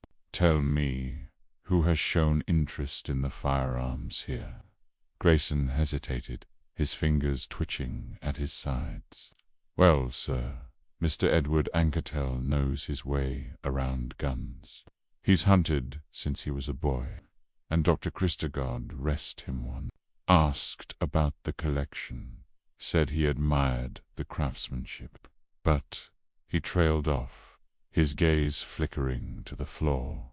But, Poirot prompted, his head tilting slightly, like a bird eyeing a particularly interesting crumb. Grayson cleared his throat. Mrs. Christogard, that Ishii was here a few days ago. Said she wanted to see the guns. Something about feeling safer knowing they were about. I thought it odd, her being so timid-like. Poirot's moustache twitched. Odd, indeed. And did she handle this revolver, the Webley? She did, sir. Held it like it might bite her, mind you. Said it was for protection, but her hands were shaken something fierce. Poirot nodded, filing the information away. Gerda, the grieving widow, clutching a revolver days before her husband's death, which her husband's death was, a detail that hummed with possibility. Yet her fearfulness, her apparent shock at the poolside, clashed with the image of a calculated killer. He turned to the case again, his fingers brushing the smudge. And this mark, Monsieur Grayson. It was not here when the revolver was taken. No, sir. I clean the cases weekly. That smudge is nuisance, the incident. Poirot's lips curved into a faint smile. A smudge, a fingerprint perhaps, though likely to faint for identification. Still, it was a whisper of carelessness in an otherwise meticulous crime. He thanked Grayson and dismissed him, then stood alone in the gun-room, his mind turning like a well-oiled machine. Outside, the estate grounds were alive with autumn's pallid crimson leaves, golden grasses, the distant shimmer of the pool where John had met his end. Poirot stepped onto the terrace, his thoughts interrupted by the crunch of gravel underfoot. Edward Anquetel approached, his lean frame clad in a tweed jacket, his expression guarded. Monsieur Poirot, Edward said, his voice low. You're sniffing about the gun-room, I hear. Find anything to satisfy that famous curiosity of yours? Poirot's eyes twinkled. Curiosity, Monsieur Anquetel, is the fuel of truth. Tell me, you are familiar with the firearms in this house? None. The Webley, for instance, is a fine weapon, is it not? Edward's jaw tightened. It's reliable, heavy, but accurate. I've handled worse on a hunt. And did you handle it recently? Poirot asked, his tone light, but his gaze piercing. Edward met his eyes, unflinching. Not since last spring, when I cleaned the collection for Lucy. If you're fishing for a killer, Poirot, You're casting in the wrong pond." Poirot inclined his head, neither agreeing nor disagreeing. "Yet the pond, it is full of fish, and one of them has bitten. Tell me, monsieur, who else in this house might know the revolver's weight, its feel?" Edward hesitated, then shrugged. John Mitov. He liked to play the expert, always poking into things that weren't his. And Lucy, she knows every inch of this place, including the gun room. But Gerda, she's no killer, too fragile. Poirot's smile was enigmatic. "Fragility, monsieur, can be a mask as much as strength. Merci for your candor." He watched Edward walk away, noting the tension in his shoulders, the way his hands flexed as if gripping an invisible burden. The day wore on, and inquiries led him to the servants' quarters, where he found the housekeeper, Mrs. Tuttle, polishing silver with a vigor that suggested she was exercising her own unease. Her grey hair was pulled into a tight bun, and her eyes flicked up as Poirot entered. "Mrs. Tuttle," he began, "you are the eyes and ears of the Hollow, are you not? Tell me of the gun-room. Who has been seen there in recent days?" She set down a candlestick with a clink. "I don't pry, Mr. Poirot, but I see things. Mrs. Christo was there, like Grayson said. Looked like a frightened rabbit, she did, holding that gun. And Miss Savinick Henrietta, she was in there once, about a week ago. Said she was sketching the pistols for some art project. Thought it peculiar myself." Poirot's eyebrows rose. "Sketching, you say? Most interesting. And Lady Anquetel, does she frequent the gun-room?" Mrs. Tuttle snorted. "Lady Lucy, she flits about like a butterfly, doesn't she? But yes, I've seen her there, dusting the cases herself, sometimes. Says it keeps her grounded." "Grounded, huh? She's got secrets, that one." Poirot nodded, his mind cataloguing the details. Henrietta sketching pistols, an artist's curiosity or a pretext. Lucy tending to the gun-room herself, an eccentric whim or a calculated move. And Gerda, trembling yet drawn to the weapon that would kill her husband. The pieces were scattered, but Poirot felt the pattern emerging. He returned to the gun-room, this time with a magnifying glass from his pocket. The smudge on the case intrigued him. Under scrutiny, it revealed a partial ridge fingerprint, perhaps, but too faint for clarity. He sighed, pocketing the glass. The physical evidence was elusive, but the human evidence, the glances, the lies, the half-truths, was abundant. At dinner, the atmosphere was taut, the clink of cutlery sharp against the silence. Lucy presided at the head of the table, her laughter bright but brittle. "Oh, Poirot," she said, waving a fork, "you're like a bloodhound, sniffing out our little secrets. Have you solved our mystery yet?" Poirot sipped his wine, his eyes scanning the table. Gerda's face was pale, her fork trembling. Henrietta toyed with her food, her expression unreadable. Edward stared at his plate, his jaw set. Midge, the quiet cousin, watched them all with wary eyes. "The mystery," Madame Poirot said, "is like a fine wine, it requires time to breathe. But rest assured, the revolver has spoken, and I am listening." Lucy's laughter rang out, but Poirot caught the flicker of unease in her eyes. He leaned back, satisfied. The revolver's origin was no longer a mystery, it was a tool, accessible to all, a silent accomplice in a crime of passion or calculation, but whose hand had wielded it, Gerda, driven by betrayal, Henrietta cloaking vengeance in art, Edward nursing a lifetime of slights, or Lucy, the puppeteer, pulling strings from the shadows. As the meal ended, Poirot excused himself and stepped into the garden, the night air cool against his skin. He lit a cigarette, not his usual habit, but a gesture to blend into the shadows. There, by the rose bushes, he saw Midge slip out, her figure darting toward the stables. Curious, he followed at a distance, his steps silent on the grass. Midge entered the stables, her movements furtive. Poirot peered through a cracked window, watching as she rummaged in a hay bale, pulling out a small cloth bundle.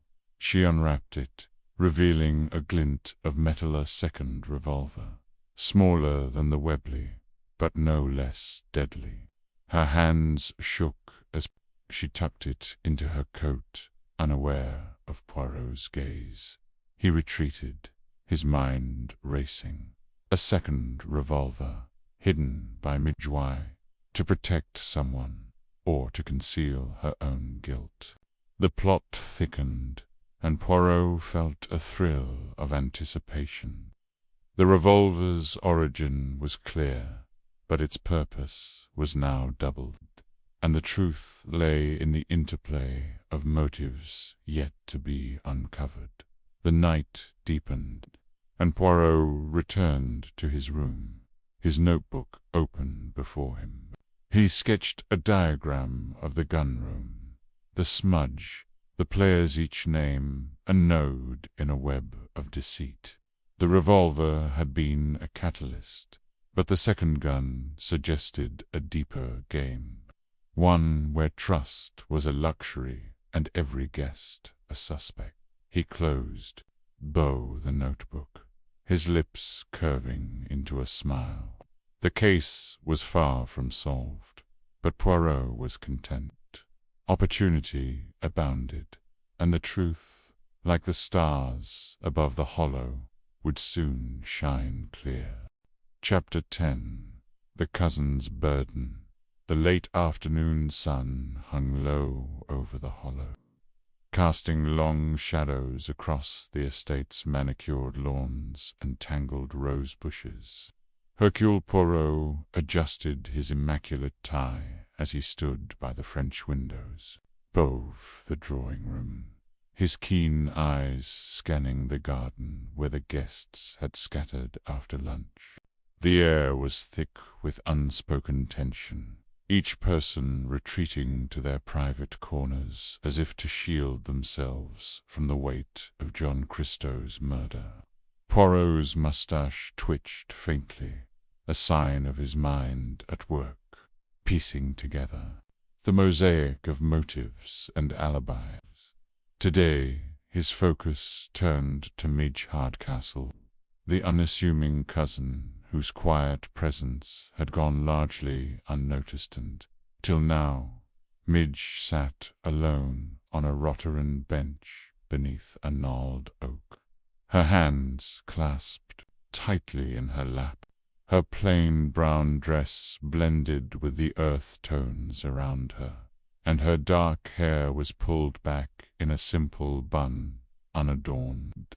To the casual observer, she was a shadow among the vibrant personalities of the hollow, but Poirot knew better.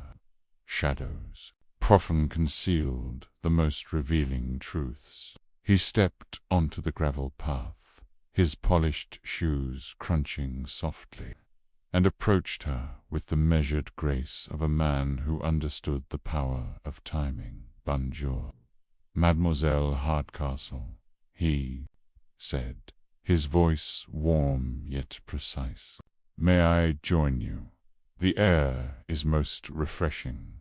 Nest C. Park. Midge looked up, startled, her hazel eyes wide for a moment before softening into a guarded smile. "Oh, Monsieur Poirot. Of course. Please sit." She shifted slightly, making room on the bench. Her fingers fidgeted with the hem of her dress. Betraying a nervous energy, Poirot settled beside her, his posture impeccable. He gazed at the distant hills, allowing a comfortable silence to settle before speaking. "This estate, it is beautiful, yet it holds many secrets, I think. You, mademoiselle, have been quiet amidst the storm. Tell me, what do you make of this tragedy?" Midge's lips parted, but she hesitated, her gaze dropping to her hands. "It's awful. John was well. He wasn't always kind, but to think someone could do this." Her voice trailed off, and she shook her head.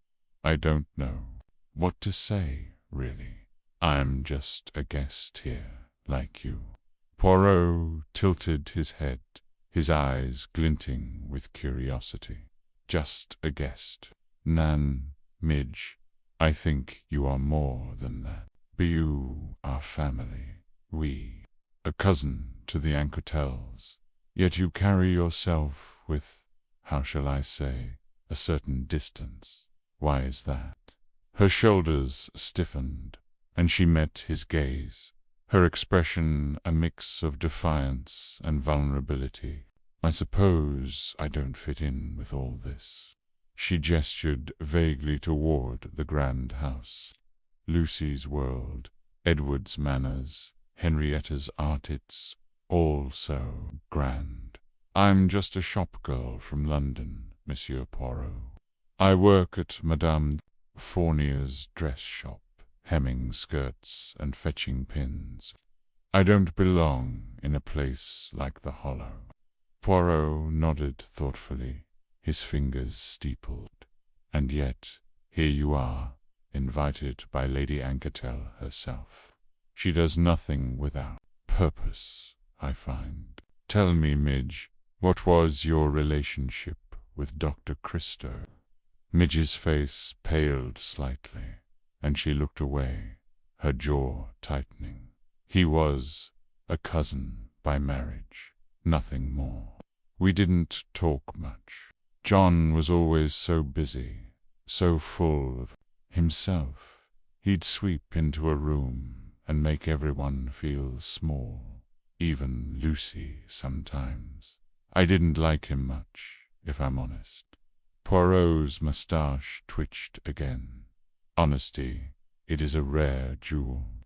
And so, you resented him, perhaps?" Her eyes flashed, and she turned to face him fully.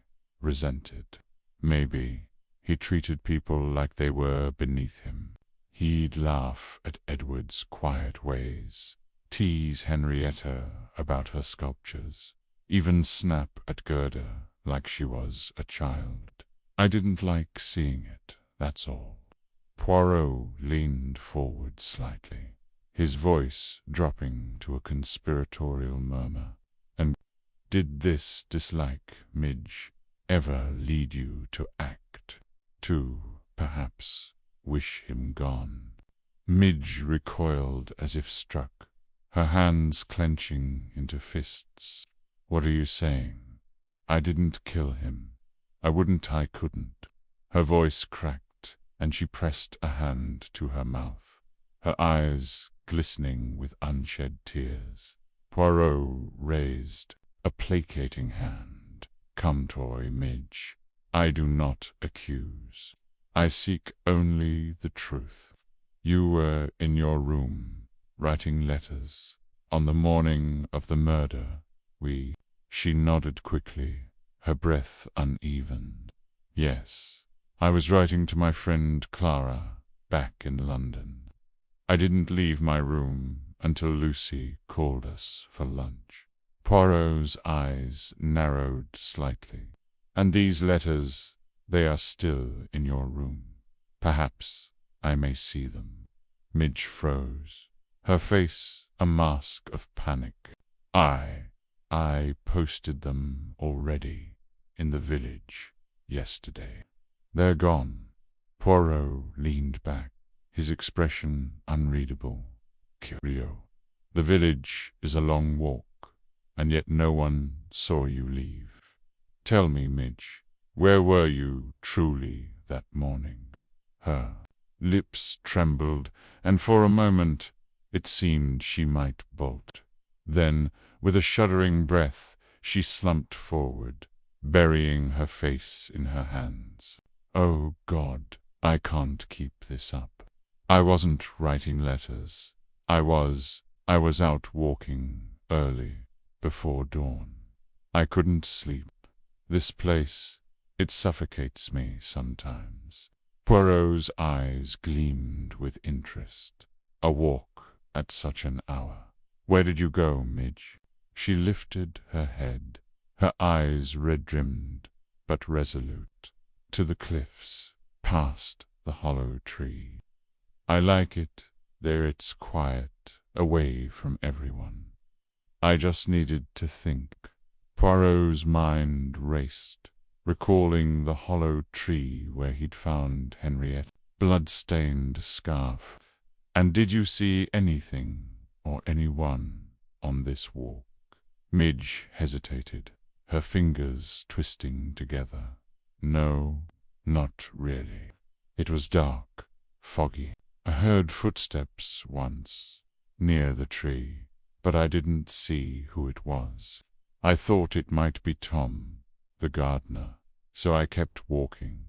Poirot's heart quickened, but his face remained calm. "Footsteps, you say, and your shoes. Midged they are. Worn, I notice, from many such walks, perhaps." She glanced at her scuffed boots, then back at him, her expression wary. "I walk a lot. It's how I clear my head. Is that a crime?" Poirot smiled faintly, his tone gentle. "Nan, it is not crime to walk, but to conceal the truth, that can be dangerous. Tell me, Midge, why do you protect Edward Anquetel?" Midge's breath caught, and her eyes widened in shock. "Edward, I'm not mean. Why would I?"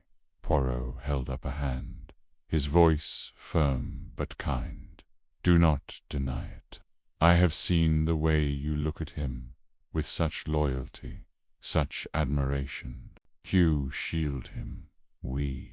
Perhaps because you know of his pain, his rivalry with John." Midge's face crumpled, and she turned away, her voice barely a whisper. "Edward's always been kind to me. He's not like the others. He doesn't look down on me. John was cruel to him, always mocking his dreams, his books. Edward deserved better." Poirot nodded, his mind fitting pieces together. "And so you wished to protect Edward from John's cruelty. Did this wish lead you to act, Midge? To take a revolver, perhaps, and end the torment?" "No," Midge cried, standing abruptly, her hands shaking. "I didn't kill John. I swear. I couldn't hurt anyone, not even someone like him." Poirot rose, his movements deliberate, his eyes never leaving hers. "Then tell me, Midge, what did you see by the hollow tree?" The truth, this time. Midge's chest heaved, and she wrapped her arms around herself, as if to hold herself together. I saw someone, not clearly, just a shape in the fog. They were by the tree, moving quickly. I thought it was Edward at first, but it wasn't. The way they moved, It was different, sharper somehow. I didn't sty with scare, so I ran back to the house. Poirot's mind whirled, but his face remained serene. And this figure, they carried something. A scarf, perhaps, or a weapon. Midge shook her head, her voice trembling. I couldn't see. It was too dark. I just wanted to get away. Poirot stepped closer, his voice soft but commanding. Midge, you must trust Poirot. If you know more, you must speak. To protect Edward, to protect yourself. Tears spilled down her cheeks, and she sank back onto the bench, defeated. I don't know anything else. I swear. I didn't want Edward to get hurt. He's been through enough. Poirot studied her for a long moment, then nodded, satisfied for now. 'T's been. You have been brave, Midge. Go rest. But know this, Poirot sees all, and the truth it will not hide forever. As Midge stumbled back toward the house, Poirot remained by the oak, his mind a whirlwind of possibilities. Her story rang true, yet gaps remained. The footsteps by the hollow tree, the mysterious figure, could it be the stranger old Tom had mentioned, or someone closer? And Midge's fierce loyalty to Edward hinted at a deeper bond, one that might drive her to lie, or worse. He glanced at her worn shoes, noting the mud caked on the soles. A walk to the cliffs, she'd said, but the cliffs were rocky, not muddy. The hollow tree, however, stood near a damp patch of earth. Poirot's lips curved into a faint smile. Mon Dieu, the little details, they speak loudly. He turned and strode toward the hollow tree, determined to retrace Midge's path. The estate was quiet, the guests indoors, leaving only the rustle of leaves and the distant call of a crow. As he neared the tree, its gnarled branches loomed like skeletal fingers against the fading light. He knelt by the base, his gloved fingers brushing the earth. The soil was soft, disturbed, and there, half buried, was a small, glinting objector button, brass, with a faint engraving of a stag. Poirot's pulse quickened. The button matched none he'd seen on Midge's plain attire, nor Edward's sombre suits. But Lucy's butler, he recalled, wore a livery with such buttons interested. Poirot murmured, slipping the button into his pocket. The butler, a silent figure in the background, had access to every room, every conversation, and Midge's fear her hesitation. Could she have seen him that night? As dusk settled, Poirot returned to the house, his mind alight with new questions. Dinner was a tense affair, the guests picking at their food under Lucy's airy chatter. Midge avoided Poirot's gaze, her face pale, while Edward sat rigid, his eyes fixed on his plate. Henrietta, poised as ever, sketched idly on a napkin, her fingers smudged with charcoal. Gerda, heavily sedated, was absent, leaving an empty chair. That seemed to loom over the table. Lucy clapped her hands, her voice bright. "Oh, let's play a game, a mystery, perhaps, to cheer us up. Monsieur Poirot, you'd be splendid at it, wouldn't you?" Poirot smiled politely, his eyes scanning the room. "A mystery, Lady Anquetel. I think we have enough of those already." Nan, The table fell silent, and Lucy's laugh was a touch too sharp. "Oh, you're so serious, Monsieur Poirot. But your right real life is far more thrilling than any game." As the meal ended, Poirot lingered, watching Midge slip out to the terrace. He followed, keeping to the shadows. She stood by the balustrade, her hands gripping the stone, her shoulders shaking. Edward joined her, his voice low, urgent. "Midge, you mustn't say anything," he murmured. "Promise me." Midge turned, her voice fierce. "I haven't, Edward, but I'm scared that Detective He knows things." "What if he—" Edward gripped her arm, his face taut. "He can't prove anything. Just keep quiet for all our sakes." Poirot stepped forward, his voice cutting through the night. "Bonsoir, Monsieur Anquetel. Mademoiselle Hardcastle. A private moment, I see. But secrets, they have a way of finding the light." Midge gasped, and Edward stepped in front of her, his face pale but defiant.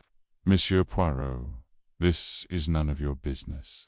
Midge is upset, that's all." Poirot's eyes gleamed. "Upset or afraid? The truth, it protects more than silence, I assure you." Edward's jaw clenched, but he said nothing, leading Midge back inside. Poirot remained on the terrace, the brass button heavy in his pocket. Midge's loyalty, Edward's fear. The butler's button each was a thread in the tapestry of the Hollow's secrets. As the stars emerged, Poirot's mind danced with possibilities, each more tantalizing than the last. The cousin's burden, be sensed, was not hers alone, and the truth lay just beyond his grasp, waiting to be seized.